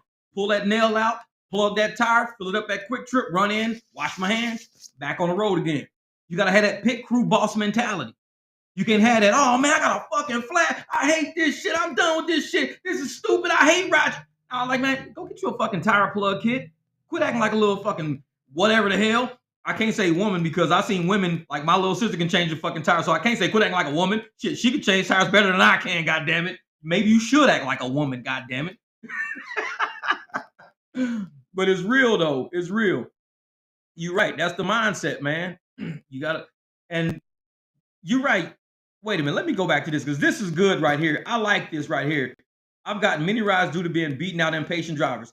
Go to a busy restaurant, long wait, drivers cancel. They sent that right there. What Kiki just said. If you look at the video I put yesterday, that shit's real because that shit happened to me. I walked into a restaurant. It was a good order. It was that $15 or $16 for those two. I walked in. The line was too long. I fucking canceled. Somebody's getting the $9 edition because I got the 6, but the other 9 was still on that pizza. Somebody was going to get that $9, and they were probably standing in line already. And I canceled that shit, and it's going to say plus $9 on their app, and they're going to accept that shit because they're already there anyways. So what she just said is exactly what happened to me yesterday. I walked in. I was impatient. I was like, because first, I don't like how they mix hot and cold shit. Don't give me a cold delivery with a hot delivery. Because if I go pick up Baskin Robbins and I go pick up all this other shit that's cold and it's sitting in my car cold, and you give me a pizza that's going to take 25 minutes, that shit's going to melt in my car. So if I pick up something cold first, I always cancel the second one if it's going to take too long because I don't want people's shit to melt in my car. I'd rather bypass the fucking money, hopefully get somebody their food cold and nice, frozen, so I can get a better tip, than sit and wait on a pizza, get a bad fucking tip on that, and get a negative remarks and all that. Kiki is right.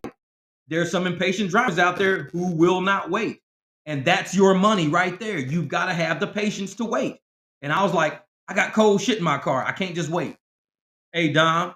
Hey, good. That's $2.45 for the day on a Monday? Dude, that's starting the week out good. I like that, man. I remember when I was starting out Sundays making like $50. I said, I can't work Sundays. This is killing my energy. I can't work Sundays no more. But I worked Sunday yesterday and made like $200. But to start out your week with a good hit, that's the energy you need to go forward, man. That's the energy you got to go with forward. And I tell people, man, it's like, shh. What Kiki say? She was cancel the $20 one at a restaurant because, yep, see, that's what I'm talking about. It's like when you cancel, you get one. It's always on time. They always be coming through. So you got to kind of be, patient a little bit. And like I said, even I'm not a perfect driver. I tell motherfucker, I will never be number one. I will never have some motherfucking rideshare trophy of the best driver of the motherfucking decade. I'll never have that shit because I have flaws like every other human got them. I'm impatient sometimes. Sometimes I'm like, you know what? I'm gonna call it good because my mental health is more important than the shit that they be on. So you got to understand that we're all the same. And that's why I don't like the competitive nature that rideshare has created, that we all got to be better than each other. And if you're not better than me, then you're not a good driver. I mean, I don't like that shit. We've got to find ways to stop being competitive with each other and just start helping each other. Like with Kiki, giving advice. Dom gives advice. Everybody's out here giving advice because they want to see another family succeed. They don't want to see a family fail. And that's what I'm talking about. Stop pushing failure and always in the rideshare trophy. I'm telling you. It's funny shit, Ron. It's funny. But that's what it is, man. The motherfuckers be killing me with that, dude. Oh, I'm number one. I'm better than everybody else. Ain't nobody ever did as well as I've done, and I've done the best of all the best, and I'm the greatest. And I'm like, motherfucker, I'm gonna mail you a trophy to your fucking house just saying the best on it. And it still won't make them happy because they just want to put people down. It don't matter about how good they are. They want to make sure other people are not as good. That's that one-up level shit. That keeping up with the Jones shit. I don't like that. Because I'm gonna tell you what, even Jordan has been beaten before, and he's the best player of all time, but he's lost a game before. That don't mean he's like horrible and he sucks and he's the worst basketball player ever because he lost a game. Everybody's gonna have a good day. Everybody's gonna have a bad day. You just got to know when to do it. If today's your day, it's your day. If it's not your day, you know what? Come back tomorrow even harder. But don't be like, oh, I'm turning this app off. I hate this fucking app. This shit's horrible. It's garbage. That that's the old like mentality. That's the old mentality, man. And we've seen so many channels get success. We've seen so many channels, YouTube channels, become successful YouTube channels off of selling bullshit, selling negativity, telling people get a real job, and then 50,000 people get fucking laid off, and they're like, yeah, now what? They all had real jobs. Everything on this planet is not a guarantee. Even you getting a college degree ain't a guarantee you're gonna get out of college and work in that field. Ain't none of this shit's a guarantee.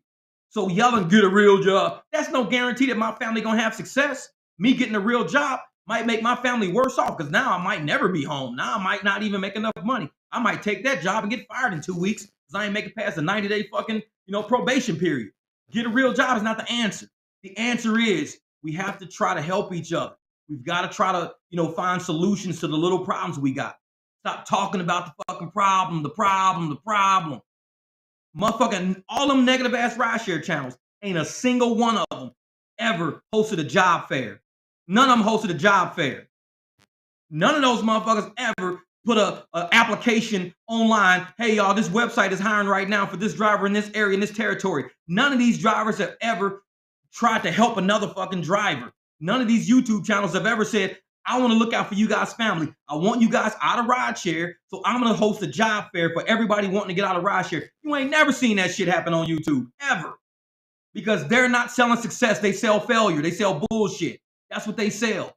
And they want you to feel like when you were on their page, you were in an environment of failure and you could speak on failure. And if somebody successful walks in the room and says, hey, I had a $300 day. Oh, you stupid motherfucker. You probably ruined your car in the process. They jump on you and shit on those channels. You can't even come in with a good vibe and be like, oh, he said, guard you over, graduate over here. Yeah, guard you. Hey, there you go. All right, Wes. Hey, go get that money, man. Go get that money, man. Yeah, exactly, Ron. Man, I don't. Hey, King James, I don't do the Uber Pro. When I first started, I used to do Diamond because I thought that's what the point was, but I wasn't making as much money as I was when I cherry picked. My hours are more valuable through cherry picking. And because my hours are more valuable, people say, well, you're not going to. I'm like, it's not about gross at the end of the day. It's about profit at the end of the day. Because if I make $2,000 a week, but it cost me 1,100 to make the 2,000, technically I only made 900 bucks because I had to give away 1,100 just to make 2 G's back. Only made 900 bucks. Profit is the key, which is why I talk about the fucking Prius. Profit is the key. So you can make 2 grand, but you've got to spend less and less to get there. And that's how you create that gap. That gap is what takes care of the shit in life, like rent, bills, savings, shit like that. And I'm one of those people that I'm big on valuing your time more than anything else. Don't let nobody waste your time. Saying, oh, well, I got $4. Yeah, well, $4, but it took you 40 minutes because you had to sit in that long ass line. You could have made probably $30 in that same and been $26 up in the same frame of time that you're never going to get back. So you got to operate smart, be smart. Go out there and be like, listen, I'm gonna go to this area because this area tips more. This area makes more money. They give better rides. Don't think just because you busy, you making money. Sometimes you just spinning your wheels in fucking mud. Like I said, a lot of people got that employee mentality. I'm busy. I'm super busy. I'm so busy. I'm super busy. I'm super busy. Yeah, well, you work 70 hours and you made a grand. I made the same grand in like fucking 25. So sometimes you just gotta be patient. Just wait for the money to come to you. Less time, less fuel, less passengers tearing your fucking car up, less hitting potholes and shit, and you made the exact same amount of money using your fucking brain. That's why. Some people don't want to use their brain. They just want to use their body. I just want to stay busy. I just want to fucking fly around and do all this crazy shit and be on the road for all. Cool, knock yourself out. Because I can't tell you that's the wrong way to do it. If that's how you do it, that's how you do it. But you can't look at other people and, well, you're not better than me because I'm busier than you. Whatever, man, whatever. Knock yourself out. Have at it. I don't know what else to tell you. Have at it. Yeah. Right, sure. Yeah. That part right there. Biting the hand that feeds you. A lot of these people would be fucking nobodies if it wasn't for gig work and rideshare. They would be nobodies. So what do? They talk shit about the companies that even created who they were. These motherfuckers could be sitting at home fucking tacking nails to a fucking roof. They ain't making no goddamn channel about that. They could be at home plucking fucking weeds out the fucking yard. They ain't making no channel about that. But they make all this money with rideshare. They show people how much money they make, and they do it all good and they do it all gravy. Then they find this whole crowd that just goes through YouTube. It's like a whole fucking mob that goes through YouTube that loves to be negative and talk shit. That mob will boost your subscriptions up really high. Me, I tell motherfuckers, I probably never even make 5,000 subs. I don't give a shit about 30,000, 50,000, 120,000. I don't give a shit about that. That's too much anyways. Because I talk to everybody on my channel. I know all y'all. I talk to y'all. I sit and I hang with y'all. I answer all the fucking questions. Some days I don't have time to answer them all, so I'll come back. But I do my best to come back. Because if you said something, you were an important person enough for me to answer. I don't need you to be a YouTuber with 1,000 fucking subs just for me to say what's up to you. You have no subs at all, but you're a man like me. You're a parent like me. You're a woman who's taking care of children in the household like me. You don't got to be no famous motherfucking YouTuber for me to give you attention. You're driving. You're like me. We're the same. So when I go and I comment on people's shit and I'm talking to people, I'm talking to you because you are important. You gave me enough time out of your fucking day to watch my video, comment on my video, give my video. Who the fuck am I not to give you the same time back? It might take me more time because I dug a fucking hole and now I started a channel. I got to talk to more people. But that's my problem to deal with. I got to say what's up to you. I got to speak to you. So if I had 100,000 fucking subs, oh, trust me, I'd probably shut my fucking page down. Because I ain't about to talk to all those motherfuckers. No, that's a lot of people, man. Especially the negative. That's why I tell people unsub me. Because I don't like the shit on my page. Because I pay attention to everything. So I'm like, you know what? I don't like that shit on my page. You motherfuckers need to unsub me. Just be out of my environment, out of my atmosphere, because I need to focus on the people who are trying. I need to focus on the people out there who are wanting to do well. Not the motherfuckers selling failure just to pump up their motherfucking subs. I don't want to pump subs. I want to pump up families. I want every person on my channel to come back next year and be like, Jeff, at the end of the year, man, I saved 6 G's. At the end of the year, I saved 10 G's. Yeah, just using this method, I ain't never had this much money in my life. I'm saving money like crazy. He say hi to me, and I have 6 subs. What up, Steven? No, you Hey, Wing Wong, I appreciate it, brother. I appreciate that, man. I appreciate that. That's King Steven. My man Wing Wong Dong. I appreciate that, brother. I appreciate it. Hey, but you know what? Brian, I appreciate that too, man. And the thing is that it's not and I tell everybody, I think we're subscribing to energy. They're not subscribing to me. We're subscribing to energy. Because think about all the fucking people in the comments. It ain't no negative shitheads in my comments. It's energy in these comments, man. I go through the comments. I've learned. Why do you think I multi-app? You think I started doing that shit? No. People in my comments taught me how to multi-app. Shit like what Kiki just said about impatient people cancel and walk the fuck out. I just did that yesterday. This lady is speaking from experience. These comments speak reality into what we do. A lot of pages out there just speaking rhetoric and bullshit to get people to, you need to shut your app. We need to crash this fucking app. We need to shut this company down.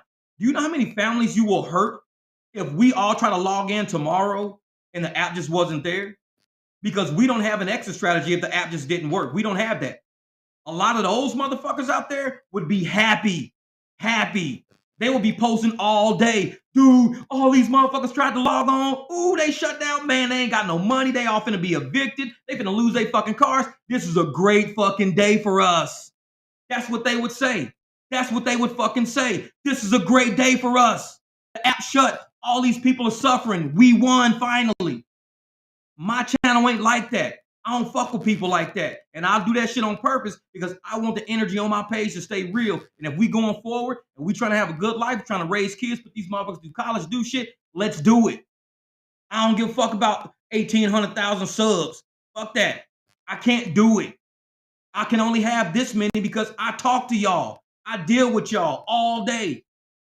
And it's like, if I'm sitting in the parking lot and I ain't getting a ride, then I'll just get online and I'll chat with y'all. We families. We out here struggling together. We out here hustling together. When I tell motherfuckers we in the trenches, my BMW is in fucking mud, in the trenches, driving in fucking mud. I'm walking through mud. I'm in the fucking trenches making this money. I'm not sitting in some nice, lovely ass motherfucking studio, like, with all these screens and lights and shit every fucking where, saying, I got 150,000 subs. So I get this much a month from YouTube. You know what I get from YouTube? Like $100. I think I got like $120. This month I'm making like $170. But you know what? I gotta buy tires for the Jeep that cost me like $1,200. So that's $770 ain't really a lot in the bucket of life that I gotta go out and bust my ass to get. So for people to think YouTubers, and I don't have a green screen. The shit behind me is real. Like this shit, this is what I use. I got a whole can of this shit right here. This is what I use. It's the cheapest shit you can find, but I drive and I put this shit on my BMW wheels and I cruise and I'll clean my rims and I'll stop halfway through the night, do it again. This ain't a green screen behind me. This is real shit. This is how I take care of my shit. So when my riders be like, man, this car is nice as hell. Because I got a whole supply of shit on my shelf and I got tons of cans of this shit. Like I said, all these cans are full. They're real. Because when I buy something, I'm a driver. So I will go out and I won't spend money on lights and systems and all this. I'll go buy tons of these fucking cans because I gotta go drive. And I gotta look good for these people out there. And so, so you know, got any raid there, yeah, right.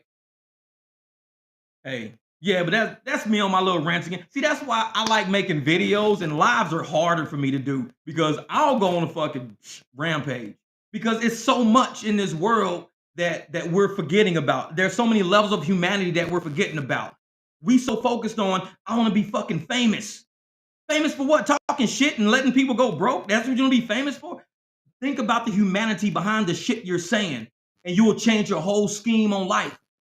Long time ago, when I was young, I used to be, hothead, run the streets, doing everything I could do, whatever. Now, I think of everything I made it through, and I'm like, I actually lived that long. Wow, I lived that long.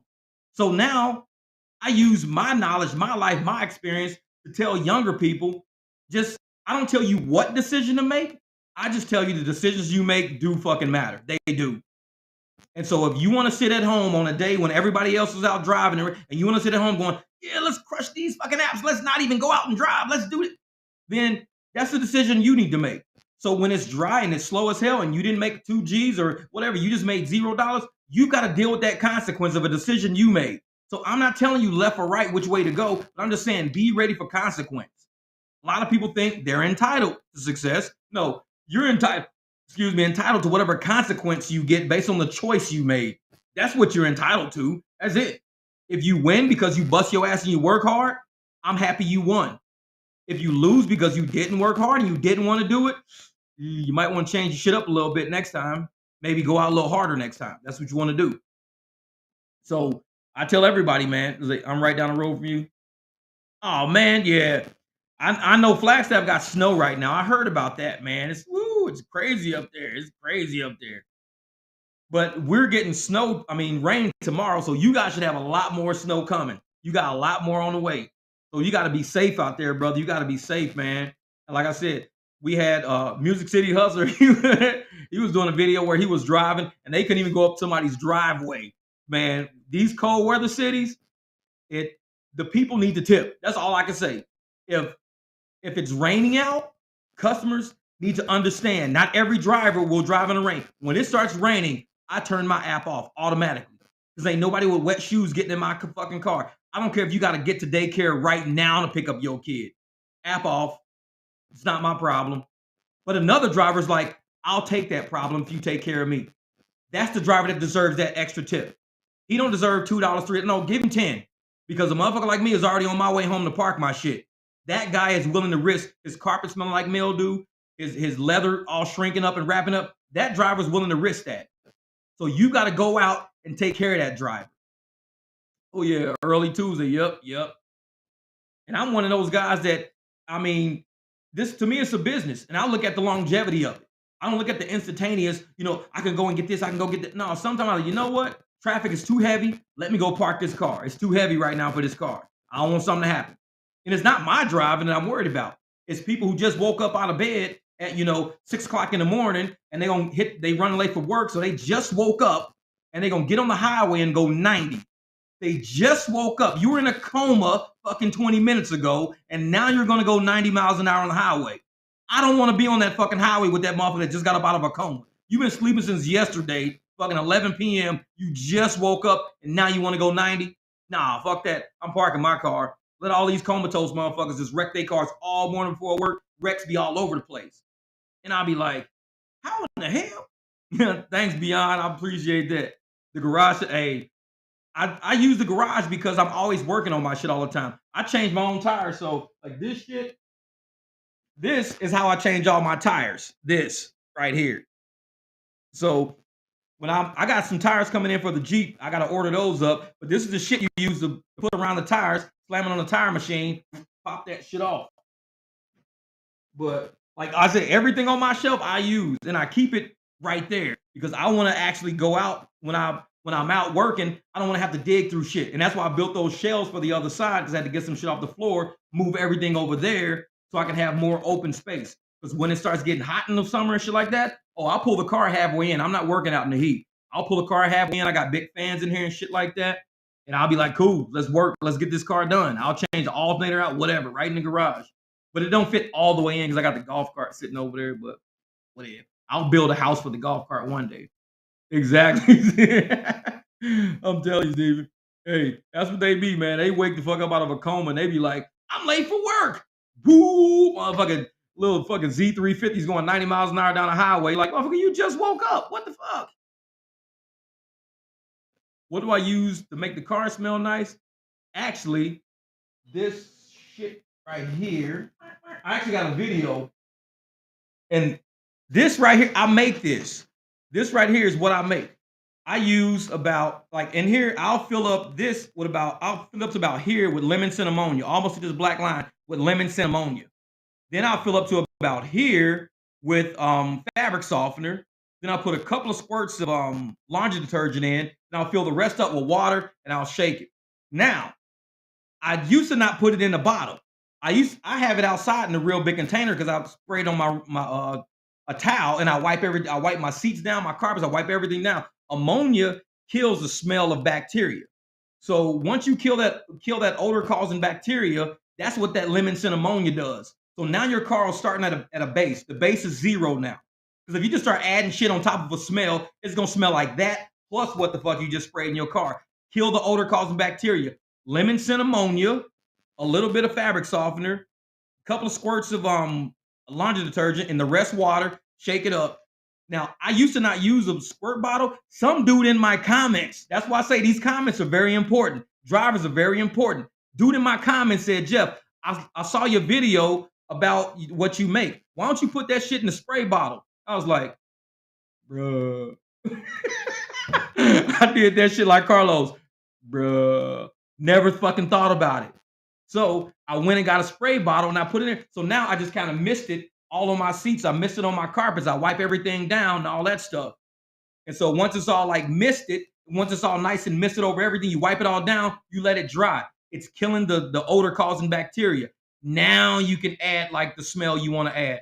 Me, you're gonna die when I tell you what I use in my car. Everybody loves. They said my car smells like a hotel, like walking in front of a fancy hotel. I use. I should go get it. I should really go get it. Let me go get it.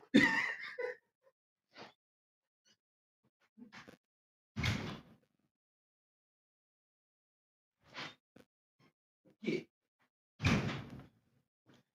I had to go get it because I can't even explain it. Now, this is, oh, you can't really see it. Oh, there it is right there. It's pet odor eliminator. Great value pet odor eliminator. This is the kind of stuff you put into those little machines that spray out like you put in the bathroom and it goes like, and it just does that. You hit this shit before any customer gets in your fucking car. Like right now, it smells real good in here because I just hit this shit. You hit this shit once, right into the back seat, once, right into the passenger seat. You can let the windows down a little bit, drive for a couple of seconds, let the windows back up. That kills the sharpness of it. They gonna get in your fucking car and be like, dude, it smells like a goddamn hotel up in here. Goddamn pet odor eliminator, fucking great value. I buy this shit 2 cans at a fucking time. I use them in my house because I have pets, and I'll put them in my little thing up on the wall. And every time the battery, like you just recharge the batteries, and it goes every once in a while, and that's it. So I use pet odor eliminator, and I use my little concoction I fucking made with some ammonia.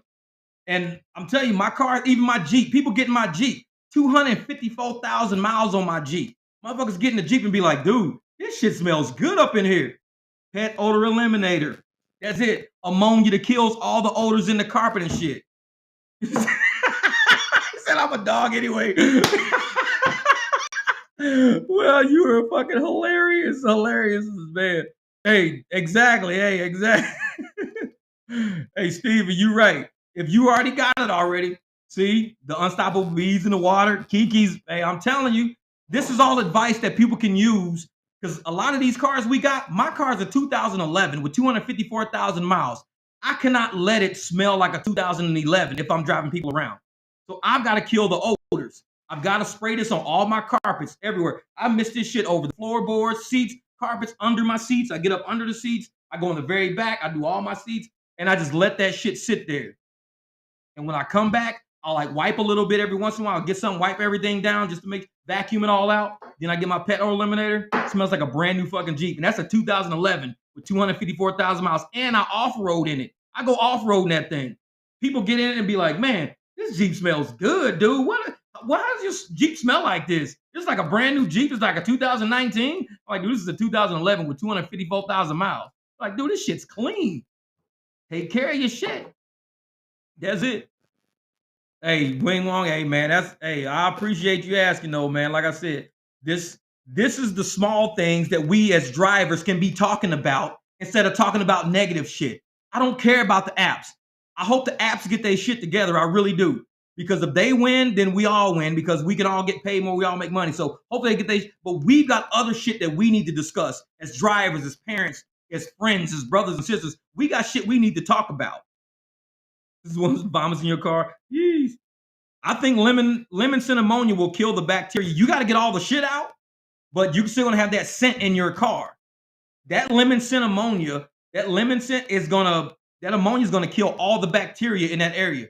You could soak it down if you want to. It's strong. Ammonia is fucking strong. Do not try to smell this shit just like that. No, it's super strong.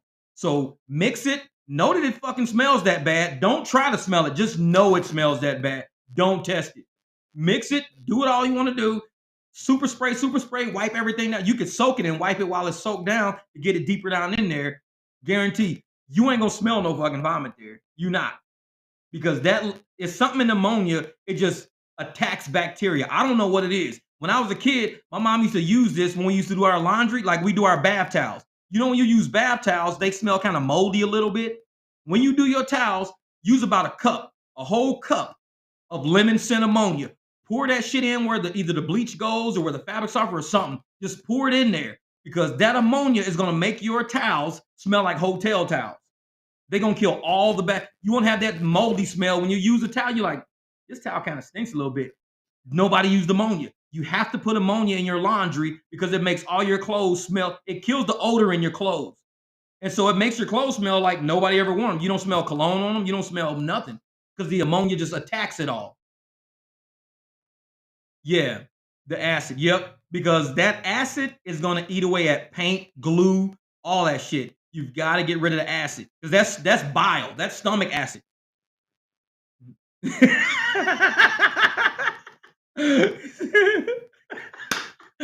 vomit whisperer. I like that shit. Hey, but Steve is right though. He right. It's that damn acid, man. That acid you could throw up on the ground, come back the next day. That spot is like a brand new piece of concrete right there. You be like, what? That shit comes out of your body. And that's why I tell motherfuckers, don't be drinking like cokes and all that shit too much because that shit will come up like acid. You don't want that. Charmander's back, yeah. Charmander's back. Hey, and he came back. So Charmander says we back, but guess why? Because Melvin said we'll get the stripper out. So he heard stripper and his ass jumped back online quick as a mother. Did your phone like notify you? Did that pots and pans notification pop up? Bang, bang, bang, bang, bang. Fucking Melvin said stripper and Charmander was like, we back. That's funny shit. That was perfect. That was perfect, man. That shit right there is funny as hell. I like that. As soon as Melvin said, strippers out. We back. What we talking about? We was talking about getting stuff out of cars and everything, and Melvin was just saying something about getting the stripper smell. Like it was about getting vomit out. Now he's like, "Will he get that stripper smell out?" Just like and motherfucking Charmander was like, "We back, hell yeah! What are we talking about?" That shit was perfect. That was perfect, man. That was funny. And that's hey, that shit like that makes my day. I have a pretty decent sense of humor. I was an accountant, so I was pretty fucking dry, but I still think I was kind of funny. But just hearing like how you guys bounce back and forth and how we talk and how we chat, I can only imagine us sitting at a game or sitting at a bar, just all of us together, just talking about life, talking about fun shit. Like we ain't gotta bash the apps to feel better about like life. When I wake up, I don't even think about Uber Lyft. I wake up and I'll be like, I gotta get pancakes because I know these dogs gonna be on my ass. I gotta get some bacon together. I'll start checking, my YouTube notifications. I never think about bashing the apps to get my day going. I think about, if I'm gonna drive today. If so, do I go through the events on my app to make sure I start at the right time? Do I check to see if anything's going online and I'll open up my phone, it's got the Phoenix, news, if any events going on. But that's what I do, And I think a lot of you guys got that same energy, and which is why I love this fucking Roshare space that we created on my page. It's energy. That's all it is. I wake up every day and I know for a fact ain't no shit on my page. I know that because I don't have shitty people. It's that easy. If you don't want shit in your life, get rid of shitty people. I can log on to any video out there and I guarantee it's somebody with a solution for something, with a good joke, with something funny, with a funny ass story. It's something. It ain't nobody talking smack about each other. That's not what we do around here. And I love y'all for that real talk because I'm human and there's a lot of things I don't like and there's a lot of things I love. And I love the fact that y'all help create that environment, just that free space to get online and just talk about shit. You know what I'm saying? We don't gotta be just because we in rideshare, we don't gotta be like every other fucking rideshare channel. We don't gotta just spend all fucking day. Yeah, fuck these apps. I did that shit for 10 years. I'll never do that shit again. Fuck that. We don't they have enough pages of that. We don't need to be that. And I thank y'all for not being that. I thank y'all for not being that. Because it's a lot of good energy, a lot of good souls, a lot of people that I want to see succeed. As much as these apps might fuck us over, I want to see y'all succeed. he said, hint, hint, Roger, Professor. That's why I'll be like, these motherfuckers be on Anger Island over there. Like, holy shit. It's like, I ain't seen a good fucking story over there in a long time. But, a lot of shit don't even hit my news feed no more because I had to unsub it. I'm big on, like I said, I got this big ass 1111 tattoo. I'm really big on energy. I've had this tattoo for like 10 years. I don't even know. But I'm really big on energy. I'm really big on energy. And when something is affecting my energy, when it's against me, I'm smart enough to know to take that away. Like I tell motherfuckers all the time, you don't have to believe in the Bible. You really don't have to. But just read the fucking serenity prayer. Read that shit. It makes sense. I'm like, I don't have to believe that motherfuckers walk on water and turn bread into wine and all this crazy shit. I don't gotta believe that. But if you read these things in there, that shit feeds your soul, man. That serenity prayer will feed your soul. It will make so much sense to you when you read it. You will sit there and be like, damn, yeah, I need to not worry about the shit that I can't change and just worry about the shit that I can. That's all you gotta say. That's it. And your whole day has just changed. Because you'll be like, can I change that? No, then I ain't worried about that. Can I change that? Nope. Then I ain't worried about that. He said, I had a dream I was, I was working a job again. So stupid. I had a dream I was working a job again, and boy, was I depressed. Hey, I've had rideshare dreams before. Well, where I woke up and I was like thinking that I didn't decline or didn't do something stupid. Like I'm laying in bed thinking like something's wrong with the app. I'm like, that must have been a fucking dream I had. I must have dreamed a rideshare dream because I'm like, holy shit. Exactly. Exactly. Well, see, I'm gonna tell you right now, Thomas. The thing is, when a company owes you money like that to that degree, is just like when rich people are being sued or anybody else is being sued. There's a lot of things you can do to shoot yourself in the foot with that shit. You could always go one on one with the company, do a like a settlement, just a non undisclosed settlement with these people and do stuff with them, or you can sit in the media and bash them in the media for years and years and get everybody else to bash them in the media. A lot of the drivers, a lot of the farmer drivers, a lot of people are on the side of somebody fighting the company because they're upset about that company. I'm sitting there like, that's not my fight. I'm sorry they fucked you over, but that's not my fight. If I'm in Chicago, I'm a teacher in Chicago, and the teachers in my school decide to go on strike because of fucking cafeteria policies, I'm not gonna call teachers in Florida and say, hey, you guys need to go on strike with us because we going on strike in Chicago. So Florida teachers, y'all gotta go on strike with us. We don't do that shit. No. If teachers in Chicago want to go on strike for a reason, I support you. I hope you guys get what you want to get out of that strike. But we got a classroom full of kids we got to teach here. We got shit we got to do here too. We can't just jump off the fuck what we doing and jump on to what you doing because you don't know us like that. We can't just stop doing what we doing and say, oh shit, this dude told us to do this. I guess we better do it because if we don't do it, then what up, Vartan? My brother, what's good? What's good? He says cap. Probably right. I don't know. It's cap. Because see, the thing is, if he was truly owed this money, there's a very humane, like intellectual way, legal way to handle that, other than sit on YouTube and make all these fucking drivers hate the company that they work for. Like I said, I ain't got shit to do with that. So as how you do it on the desert. I will too. I'll roll that shit. But that's the thing. It's like I don't have nothing to do with that. Just like, like like I tell people about the teacher shit all the time. If teachers in California are striking for some shit they got going on in California, we don't call the teachers in New York and be like, hey, you motherfuckers in New York got to go to strike because the teachers in California are going on strike because they pissed off about this, and this. So y'all need to go on strike in New York too. Otherwise, the shit ain't going to work. Like, but our market in New York don't operate like that. We're good in New York.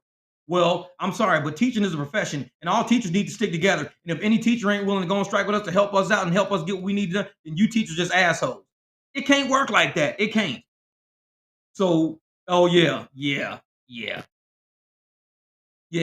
And I focus a lot on the safety too. But see, me, I'm a common sense thinker when it comes to safety. I think safety in the terms of, you know, if I want to alert somebody that something bad is happening, then you should have a system to alert them. A lot of people hit a button. The button sounds an alarm, cops come, whatever. Some people alert people with flares and shit like that. You have to have an alert system. So when you don't have the alert system, nobody knows something. Everybody think life is just going on. Everybody, if I'm riding in my car, like I got that shit on my Jeep, if I'm riding in my car and I want to bring attention to my car because my situation is not going well, I'm gonna illuminate my fucking car. That bitch gonna look like the sun driving down the street. I'm gonna have fucking fog lights on, these lights on, I'm gonna have crazy shit on because I want people to start making phone calls. Man, there's a fucking Jeep driving down the street with his fucking goddamn high beams on. He's on Chandler and goddamn Arizona Avenue, and he's got his high beams blinding every fucking body, and he's got his goddamn some police lights on his vehicle and shit. I want phone calls to be made because I want people to notice we saw that Jeep here at this time. We know that Jeep was here. That's how you alert people to a situation. Talking about it and expecting Uber and Lyft to fix the situation, they ain't gonna do shit. It's all chatter, man. It's talk, it's chatter. Do something. I've made it this far in life. I've made it this far in life without without Uber and Lyft fucking with me. How did I become damn near 50 years old without a fucking button on the app? How did I make it this far? Because somehow I know how to live in that fucking world out that door. I know how to get past the criminals. There's people out there who beat up people who ain't even in rideshare. People just beating up people at clubs and shit like that. So if you can't walk into this real world environment called planet fucking Earth and know you are in charge of your safety, you get your ass out this house, you get your ass back in this house. That's what I need you to do every day. And like you said, Thomas, head on a 360. That's it.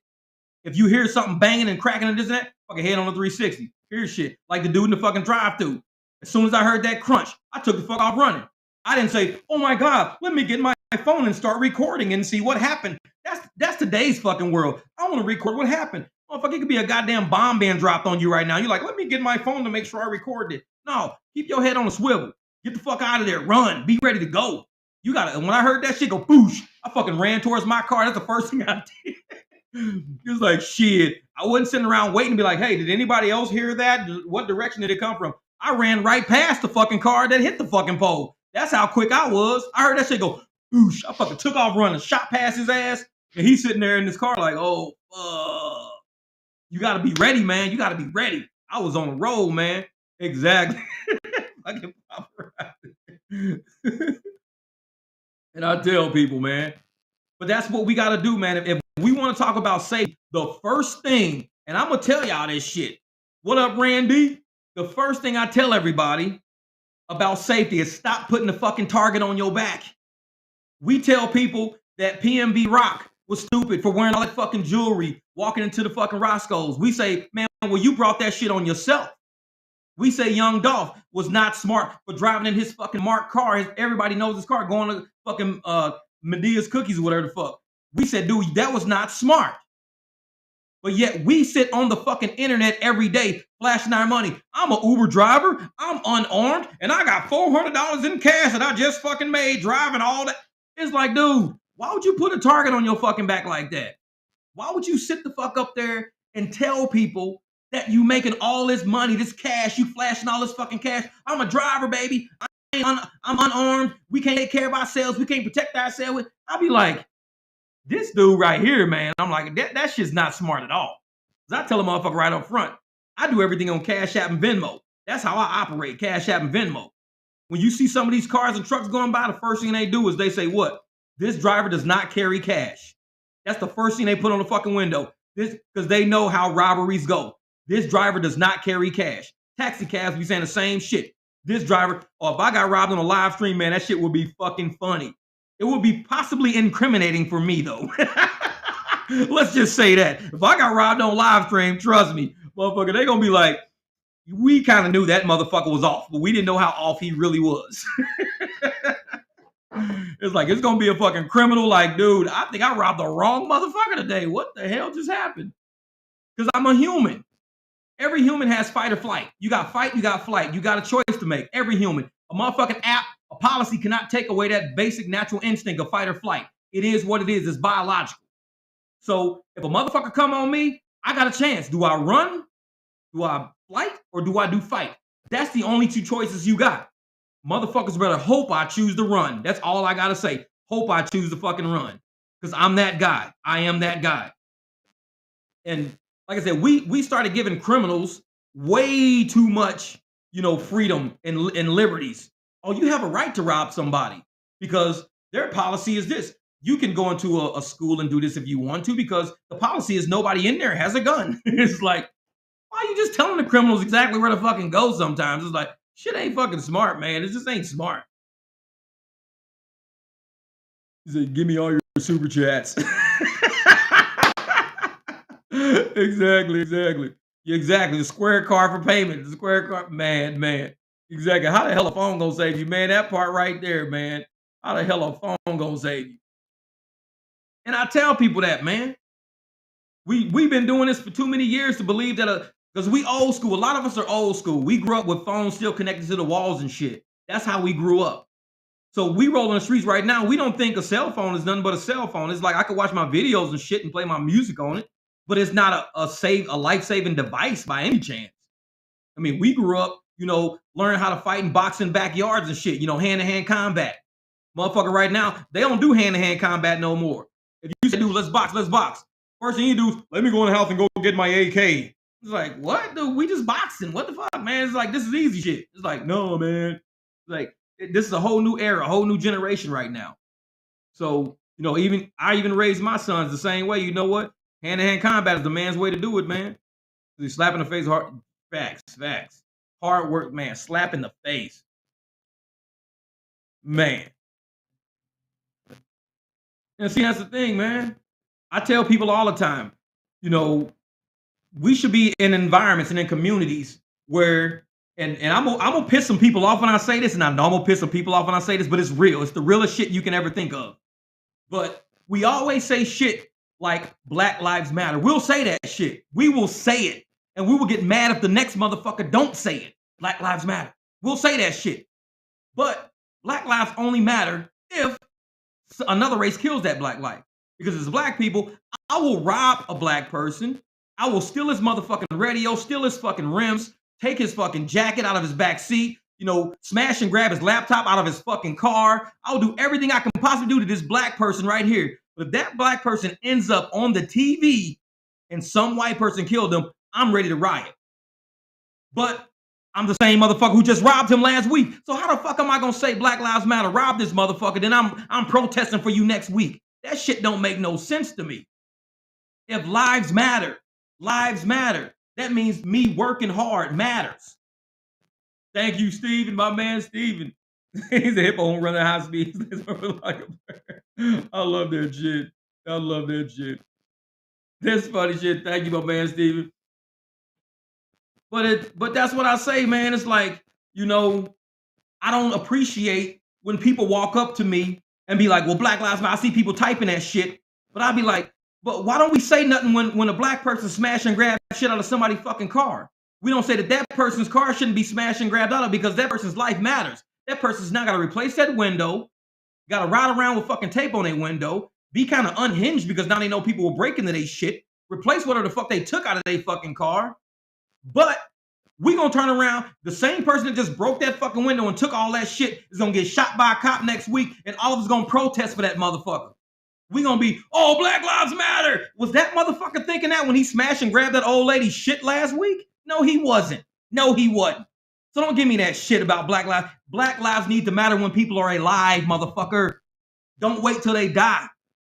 If Black Lives matter when we're alive, that means we're taking care of each other. I'm knocking on your door, making sure you don't need shit because I'm on my way to the store real quick.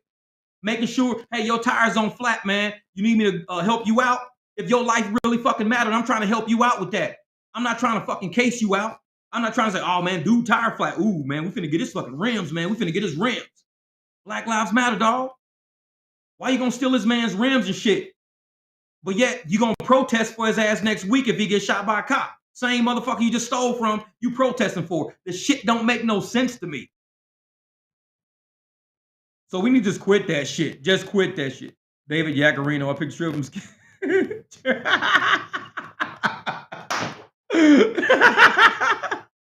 I'm done with David. David's done. You're blocked forever off my channel. Dude, that's just epic. That's epic.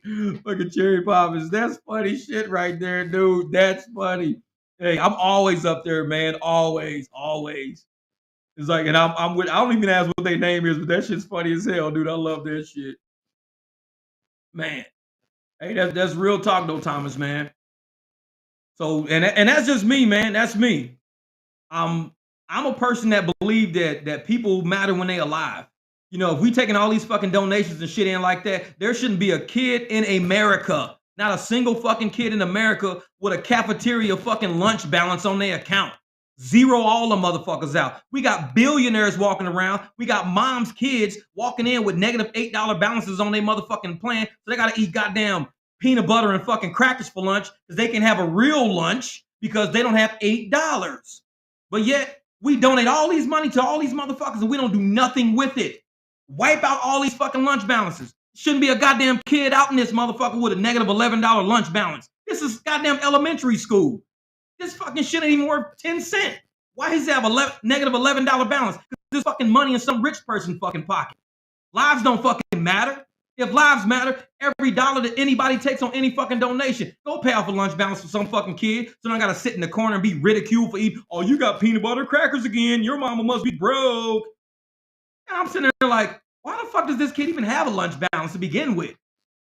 I mean, shit. If we're a true fucking driving network, we shouldn't have to fucking be on the side of the road, you know, running the gas. I should be able to be like, if I see a driver on the side of the fucking road out of gas, first thing I'm gonna do is be like, dog, you got a gas can? And actually, to that point, honestly, to that point, I actually did help a driver with that. She ran out of gas. I drove with her to go get gas. I took her to go buy a gas can, didn't charge her, got her to buy a gas can. She filled it up. We drove it back to her car. I think I was in my Jeep at the time. Filled her fucking car up, tried to get it started, couldn't get it started. So we was like, it must be the starter. And she was like, well, I just got my starter replaced. I was like, well, you need to call that place back and tell them your starter is faulty. I did this one night for a driver, for a delivery driver. Sat with her the whole time. I went through her car, through the fucking engine, the hood. I was letting her seats down. I was tapping on the fucking gas pump. And I'm hearing, I don't hear the gas, the fuel pump igniting. I don't hear it ignite. That's how I take care of drivers, though. A lot of people be like, dude, she didn't pay you? No. When I went and picked her up and everything, dropped her off, I was hungry. And she was like, well, I'll buy you dinner. So we went to a woodshed around the corner and she just bought me some chicken fingers. That's it. She bought me some chicken fingers so I didn't have to pay for dinner for myself. I helped her fix her car. I even told her shit. I hooked it to the back of my Jeep and I towed her car all the way to where it should have been. I did that in my Jeep.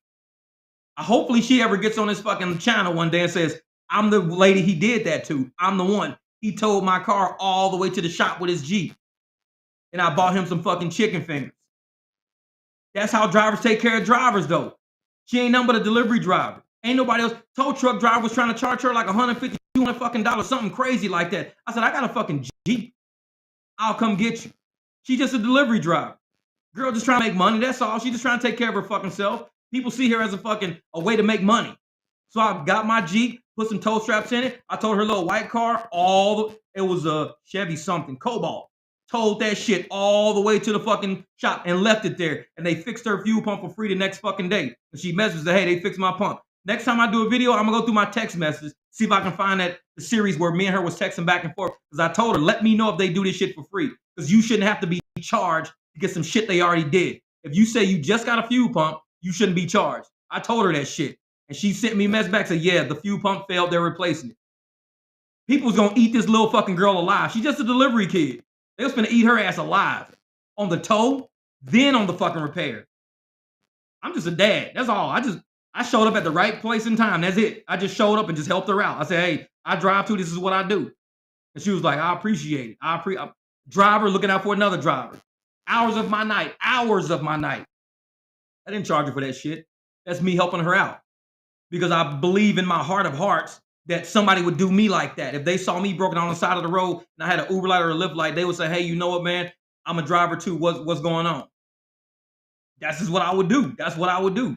I would pull over and be like, well, you probably got kids at home. At least I can get you home so your kids know you ain't dead some fucking where. I'll get you home. You can figure the shit out. Like, do you got free towing? If you don't got free towing, I'll at least get you off the fucking road. We'll figure some shit out. I got a Jeep. I can pull you off the road. And that's just how I am, though. That's, like I said, I'll find my text message and I'll go through the phone and I'll see if I can do a live with her or even a video with her. Because she lives in Mesa. But she's a delivery driver. Just some random girl. I had no idea who she was, nothing. Showed up, was talking to her, this and that. I don't know who she was. I said, I got your back. Don't even worry about it. Because I'm not going to let somebody take advantage of this kid. I know how the world operates. I know how it fucking works. And I ain't going to let somebody do that kid like that. So that's, I got free fucking chicken wings out of the deal. Chicken fingers. Eat more chicken, motherfucker. So that's what I got out of the deal. Man, hey, thanks, brother. Thanks, brother. I appreciate that. Hey, Steve and Kiki. Hey, that's just how I am, man. Hey, and that's why I think we roll so tight as a crew, because we know each other's energy level. And, none of us are out to get nobody. That's just what it is. I ain't out to be one up on nobody, one down on no fucking body. I ain't out to, we wake up every day and we just try to do the best we can do. We don't know what the fuck this day is going to bring. We have no idea. No idea. We just hope for the best.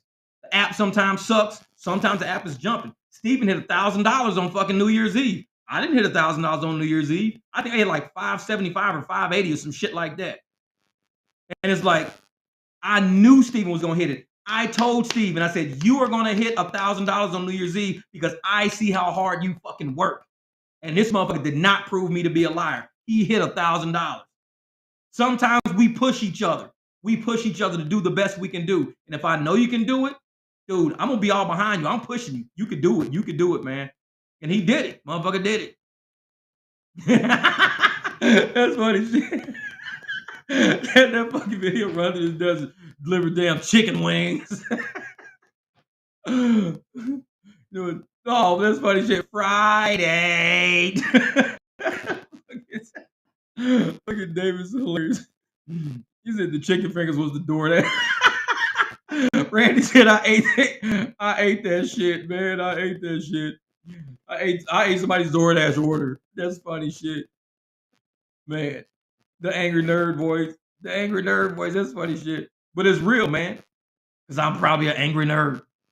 What up, Vinny? That's my man Vinny Cuz is in here. And I'm going to tell y'all something special about Vinny Cuz, man. A lot of people don't realize this guy. He's down in Florida, This dude, a lot of the stuff that you see a lot of us doing on our videos, dead serious. A lot of the stuff you see us doing in these videos are things that we've discussed. Like Vinny is literally a thinker. He's a thinker, a deep thinker. So we'll talk back and forth all the time. And he sparks, that's why I love talking to Vinny. He sparks thought. He will spark thought. And he'll be like, yeah, man, this and that. And I saw this and I saw this and I was doing this and I was doing that. Ooh, Jeff, you know what? This and that. And we'll go back and forth. And all of a sudden I'm like, dude, that is a good ass idea. That's a really good idea. And it's basic shit. Like a lot of the newer videos I'm doing, showing me doing deliveries while I'm driving around, like the video of me showing the desert in front of me while I was driving. That right there was stuff that Vinny was like, dude, if you do videos of, just you driving around and showing like how Arizona looks and stuff like that, man, a lot of people ain't never been to Arizona. That would be pretty cool. And we talk about stuff like that. I was like, yeah, you're probably right. You're probably right, man. And these are things like a lot of things you see are ideas. So a lot of the videos I got coming out are just ideas. And whether or not it works or not, it doesn't matter. It's documented. All your names in the comments, all the shit we're doing, this shit's documented for history. It ain't going nowhere. So your participation in the ideas of what we're doing is very fucking critical, very critical. Because people are gonna look back one day on all these videos and see these names and see these fucking people, and they're gonna be like, we know who the shit drivers are, and we know who the good energy drivers are because we've seen these good energy drivers on all these channels. We've seen these people spread and promote good energy on all these channels. We know who the shit drivers are. And when you see the name Follow Keys Tracks, you see Charmander, you see West Cleaning Store, you see Unbroken Driver. When you start seeing shit like that, you know that channel probably has an energy that attracted them there because these people don't go around shit energy. They won't. And so I'm a person that if I see, a comment or somewhere, I'm commenting on something, I'll see Vinny comment, or I'll see, Charmander comment on something. I'll go check out the video. And sure enough, it's a video with some really good detail in it. So I follow these people through YouTube because we're all on rideshare channels. So I follow them through YouTube just talking about shit. And I'm like, dude, this is a pretty good video. And I watch somebody else's video just because fucking Charmander looking at it. It's like, hey, I'm looking at it too. Let's check it out.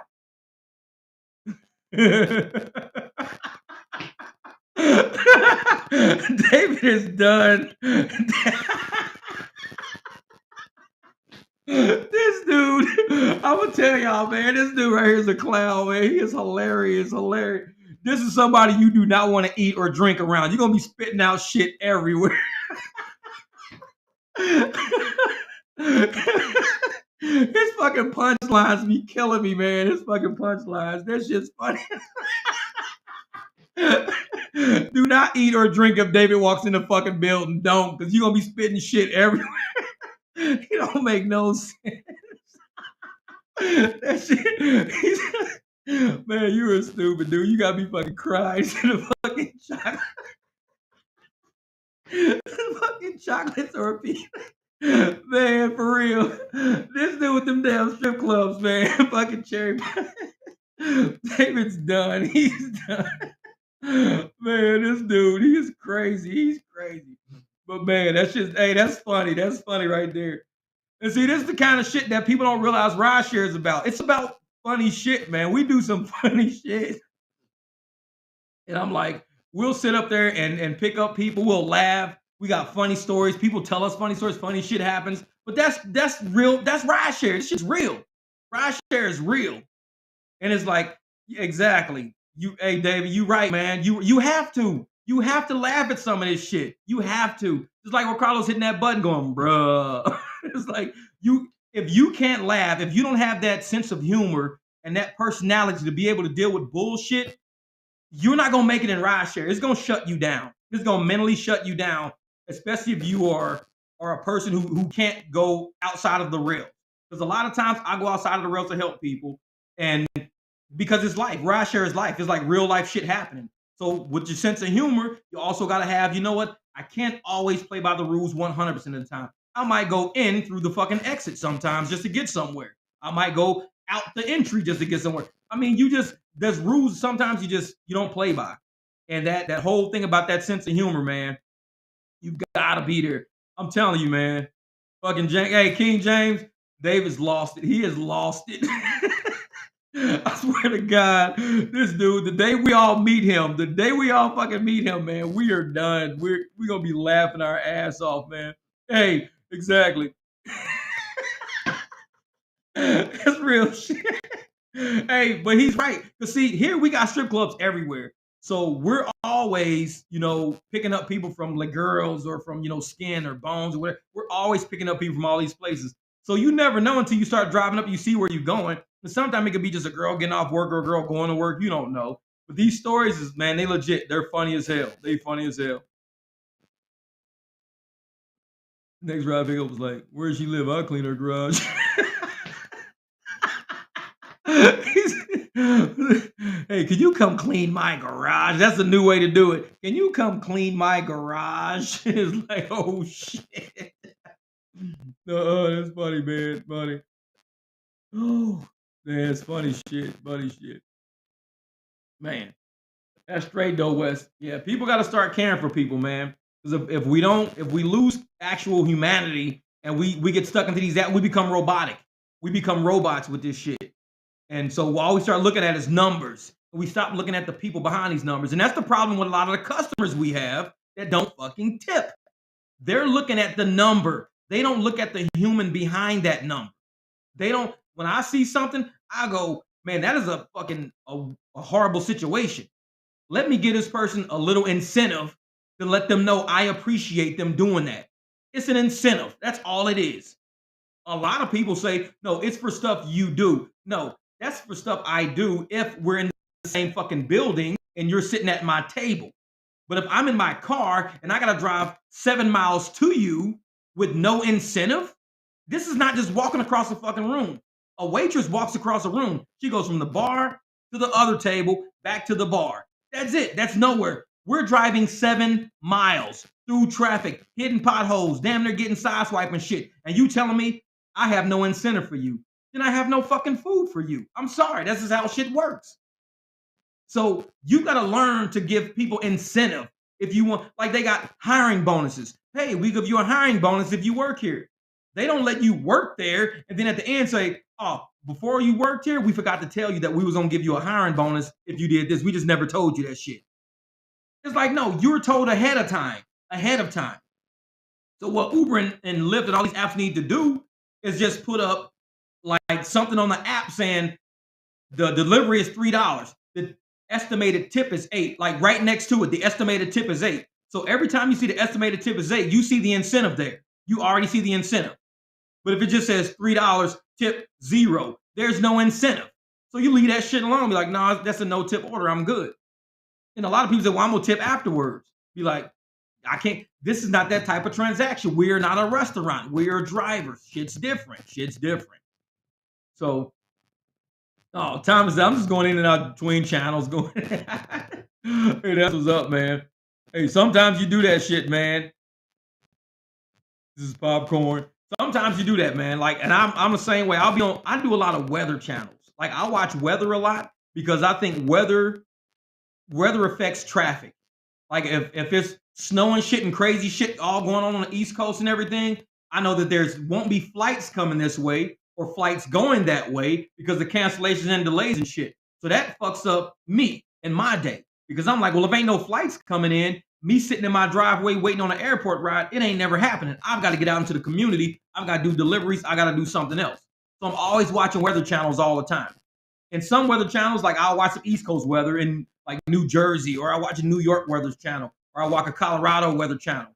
And that's how I kind of see, how to plan my day out because it's all logistics. If the planes ain't flying, we ain't grinding. We just ain't moving, man. We ain't moving.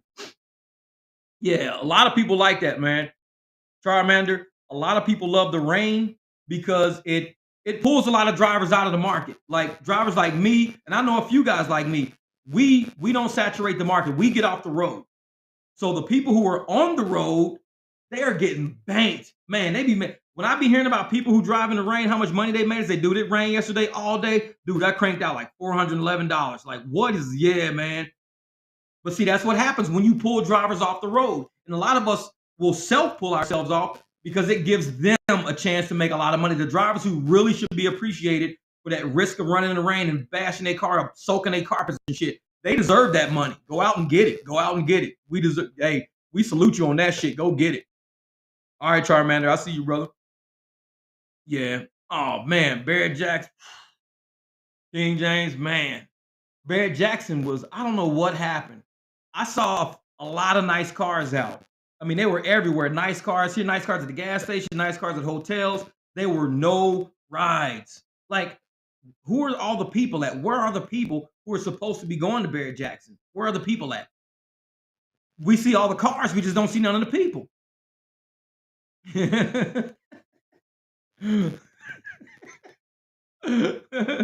That's funny. She say hen bars we got.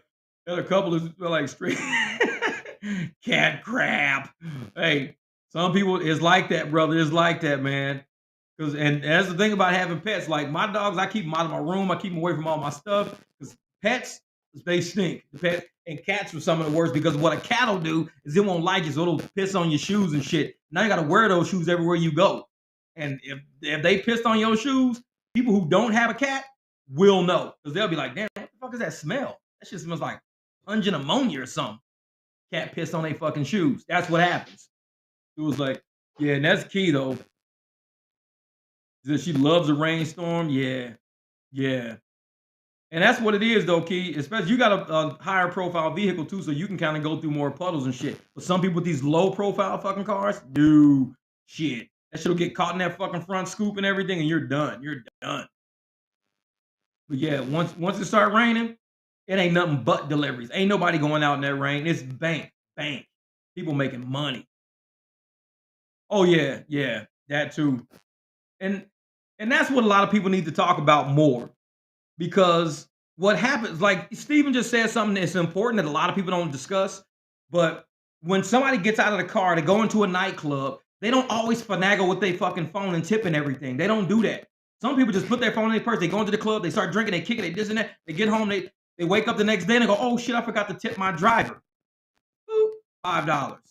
And that shit will be like a whole day or two later. They'll be like, sometimes because people don't open up their apps, especially somebody who's not a high volume rider, they don't open up their app every time. When you open up your app, then you see again, oh, I didn't tip the last driver that I used 3 days ago.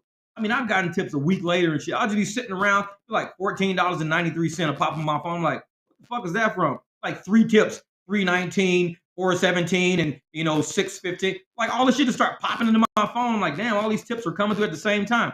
Because people sometimes they don't tip for days. They don't take their phone out.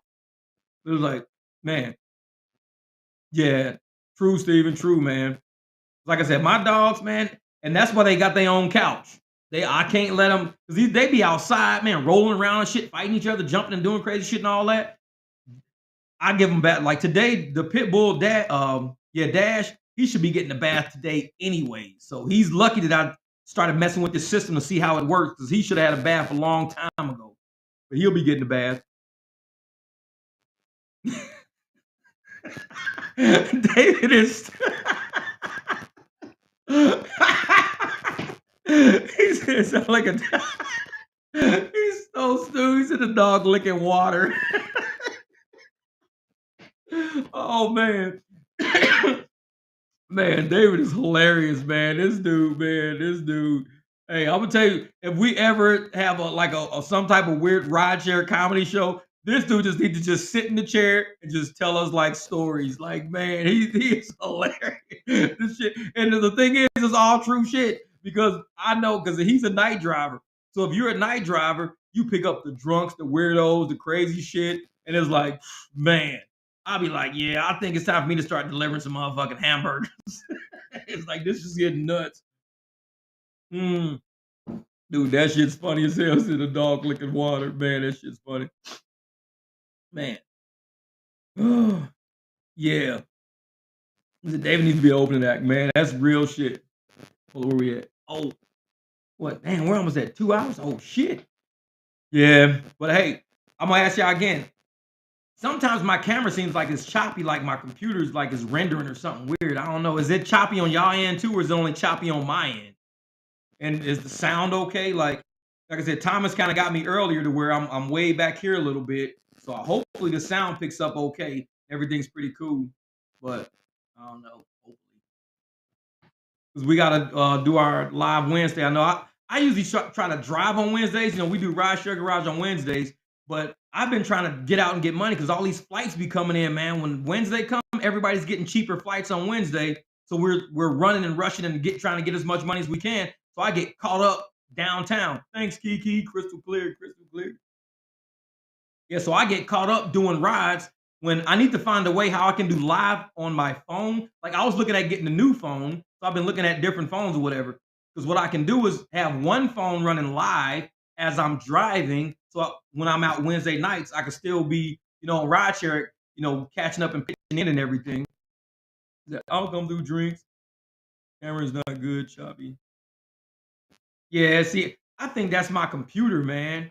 Because it's something with how it's like a system or something running in the back of my computer. I'm gonna take off all this antivirus shit off my phone. I mean, off my laptop. Because I think every once in a while it'll start trying to render and it'll get choppy. It'll start, doing it's doing too much. I don't know what the deal is. No, but sometimes like if I move like this, see, it didn't get choppy that time. What the fuck? Usually it's like chopping up. Whatever. Drinks, but you're everybody's designated driver. Yeah. Yep. And see, that's the thing too, man. We've all had to switch our schedules up, Thomas. We've all had to switch schedules up because normally when weekends are booming and things are crazy, events are going, we can get enough money to where we can take off certain plots and times. I've been driving some weird hours this week because it's just not consistent enough for me to only do weekends or only do Fridays. I'm like driving Tuesdays and Wednesdays and Thursdays. I'm like, man, and normally I don't even drive those heavy days, but I've had to because that's when the deliveries are coming in. That's when something else is coming in. Oh, yeah, we saw that the new rideshare company. We saw that, but this is the thing and this is what I'm gonna say about new rideshare companies and shit that's coming out. We have very large companies. We have Uber and we have Lyft. Very large rideshare companies right now who don't insure your vehicle to the point of like basically you have a $2,500 deductible, something weird like that. And these are major corporations, major, but that's only for a car accident. You get up to $2,500 deductible for that car accident. Professional liability is something else.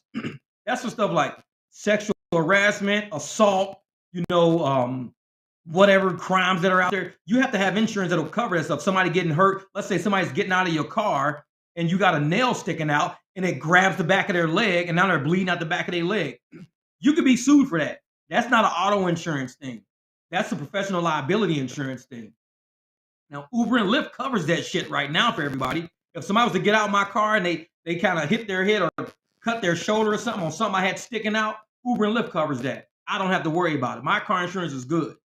But if these new insurance companies don't cover things like that, then that means we've got to go out and invest in professional liability insurance, not just car insurance or commercial insurance.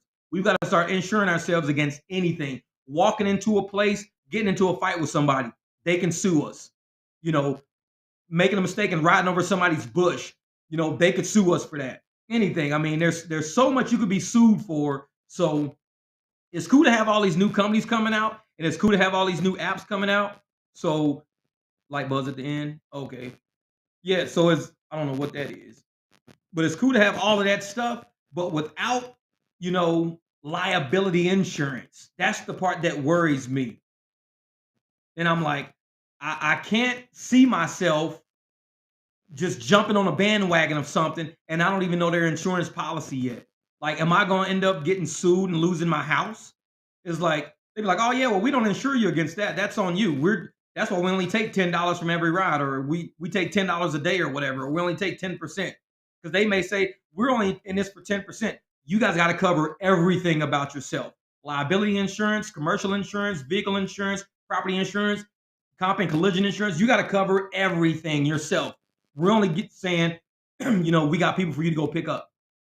So, I haven't looked deeper into these companies or what they protect you against in the event of something going wrong. The money could be good. I always love the revenue side, but assets should equal liabilities plus owner's equity. So you got to look at what's on the other side of the equation. If assets and your liabilities are two major things that you got to worry about because liabilities can have you losing assets. You end up with nothing in the end. And you'll be like, oh, damn, man, I just lost everything. But I was making pretty good money, but one lawsuit hit me and I thought this company was going to cover it and it wiped out everything I had. You got to look out for that stuff, man. That's the only thing I'm thinking about. Just look out for that stuff. Look, Vinny's nuts. Vinny said, I'm going to go listen to this TED talk. Hmm. It's not a TED talk. It was a microphone check. That's it. Microphone check. Oh, cool, cool. So the video's good. Yeah, man, I'm gonna get it together though, because like I said, if we want to start doing some really like high grade videos and stuff like that, man, hey, you too, Thomas, my brother. Hey, man, it's always good to see you come through, man. I be trying to get on Brian's page every once in a while. I know he be over there mad at DoorDash and shit like that.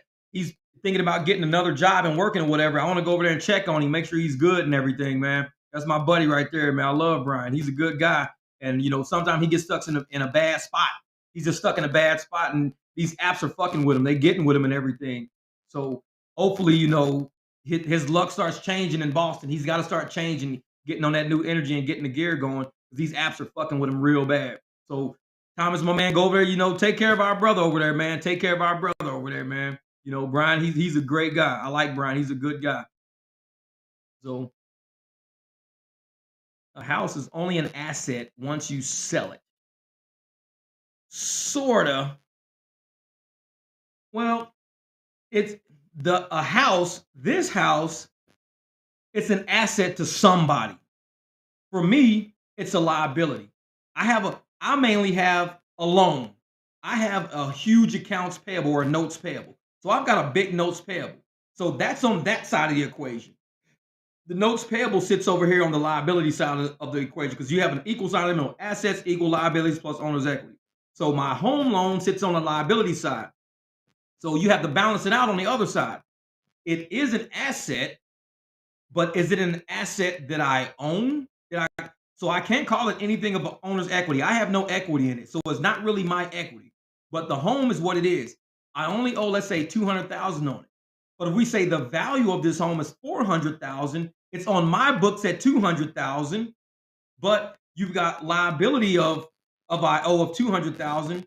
Then you've got owner equity of an additional 200,000. So now it makes my asset really look like it's 400,000. So they revalue my asset up to 400,000 to equal the liability plus the owner's equity. And they say, Jeff, you have $200,000 worth of equity in this house, but you only have liability of 200,000. So your house is now worth 400,000. I could sell this house for 400,000. The value drops back to 200,000. So now my house is 200,000 again, but my loan is 400,000 because I've cashed out the equity. So my house is 200,000. My loan on this side of the equation is 400,000. I have no more owner equity. I cash it out. So in order to balance out the equation, I have to either have a loss on my books, a negative $200,000 loss to pull it back down to 200,000 over here, or I need to come up with something to bring up my asset side. I mean, it's an asset for somebody, but it's a tricky ass asset. Trust me. A house is not an asset you want to bank your future on.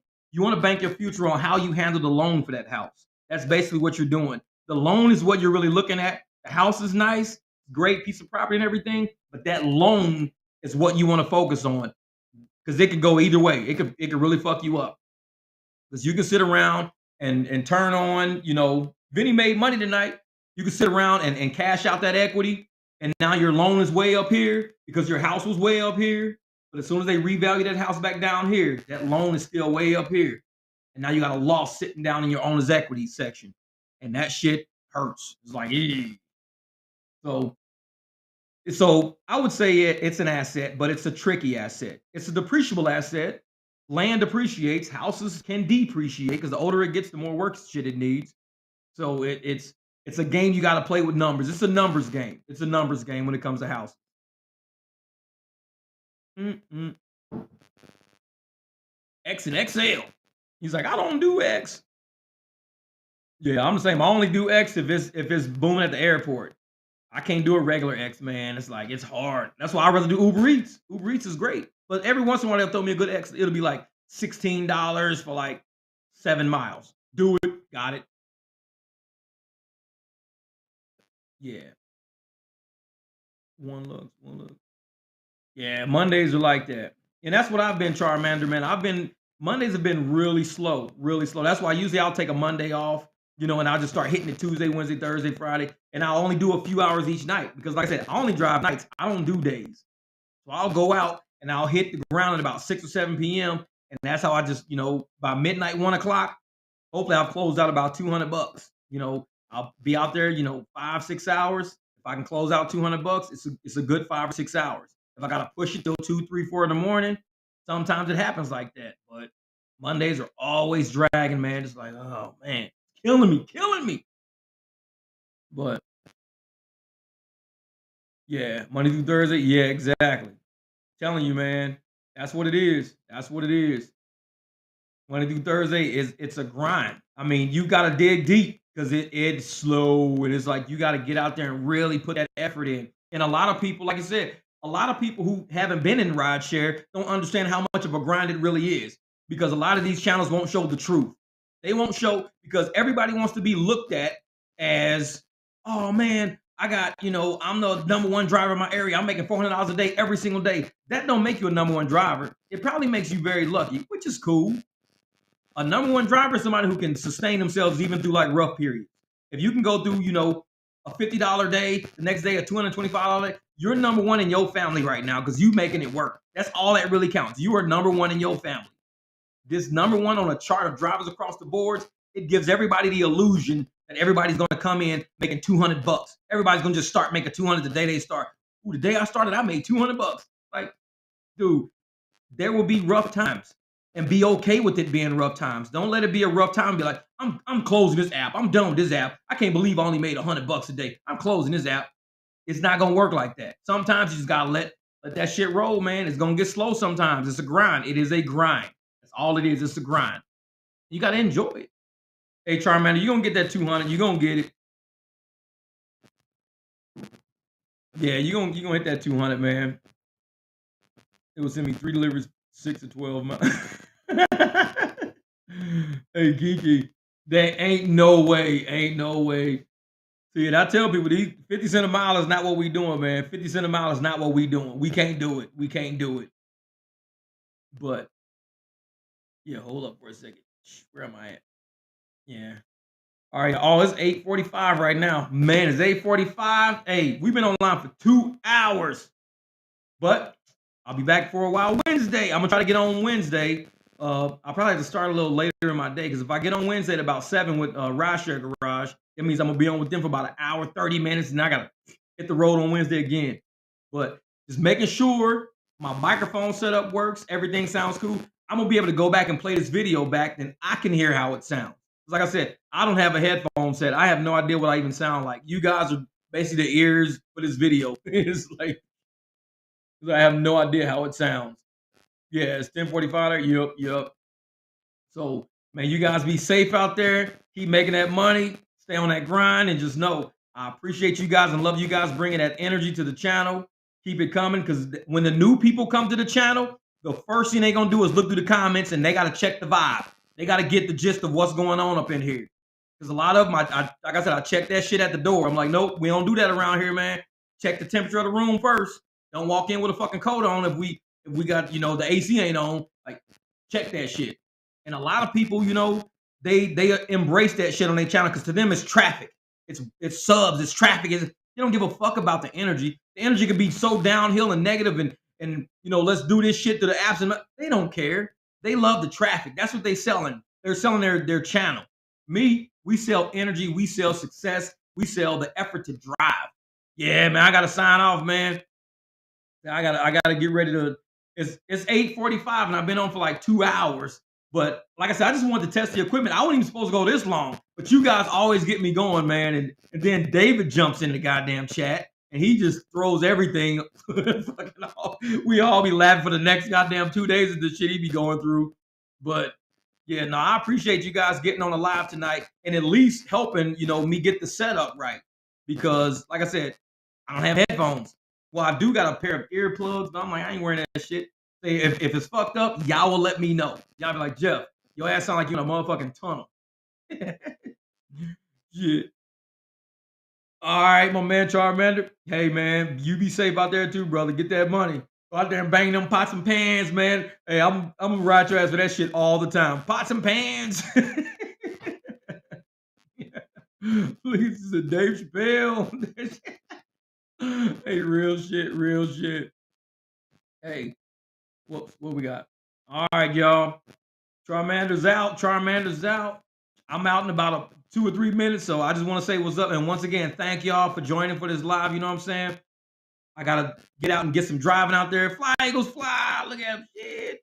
I'm gonna get out there and drive for a couple of days, see if I can generate some money because, like I said, January was slow. But we got February coming up. A lot of Super Bowl parties. Everybody's gonna get this money. Night Kiki. Hey, appreciate you coming out. Definitely. And she's always bringing that information. Be patient. Wait for that pizza person to deliver, to cancel while they standing there, and you'll get it. She just told y'all it was gonna happen. It happened to me last night. That's how much this woman knows about delivery. She's on it. She's on that shit. She knows it. So, all right, Hen. Hey, you be safe out there, Hen. Hey, thank you, Mr. Vinny, man. I appreciate that, brother. Man, like I said, hopefully the setup stays like legit for another couple of nights to where it doesn't fuck up somehow. So when I get on Rideshare Garage, it sounds at least halfway decent. I think I got the lighting kind of right. I don't know. I'm still working on that shit. But appreciate it, brother. Most def, most def. You too, Steven, man. Hey, I appreciate you guys being on here, man. I gotta log off, get in there, grab me something to eat. But 2 hours, 15 minutes in the books. This stuff is historic. I love the comments and the chats. You know, I'm gonna screenshot some of this shit and probably put in the video later. Some of this shit is so funny. A lot of good nuggets in here too. A lot of good nuggets for delivery and ride share. So, all right, y'all. Appreciate y'all. Let me see how to end this stream because I don't do this often. Oh, I see it. All right, yo. There you go. My man, King Steven in the building. Put your crown on, brother. Put your crown on.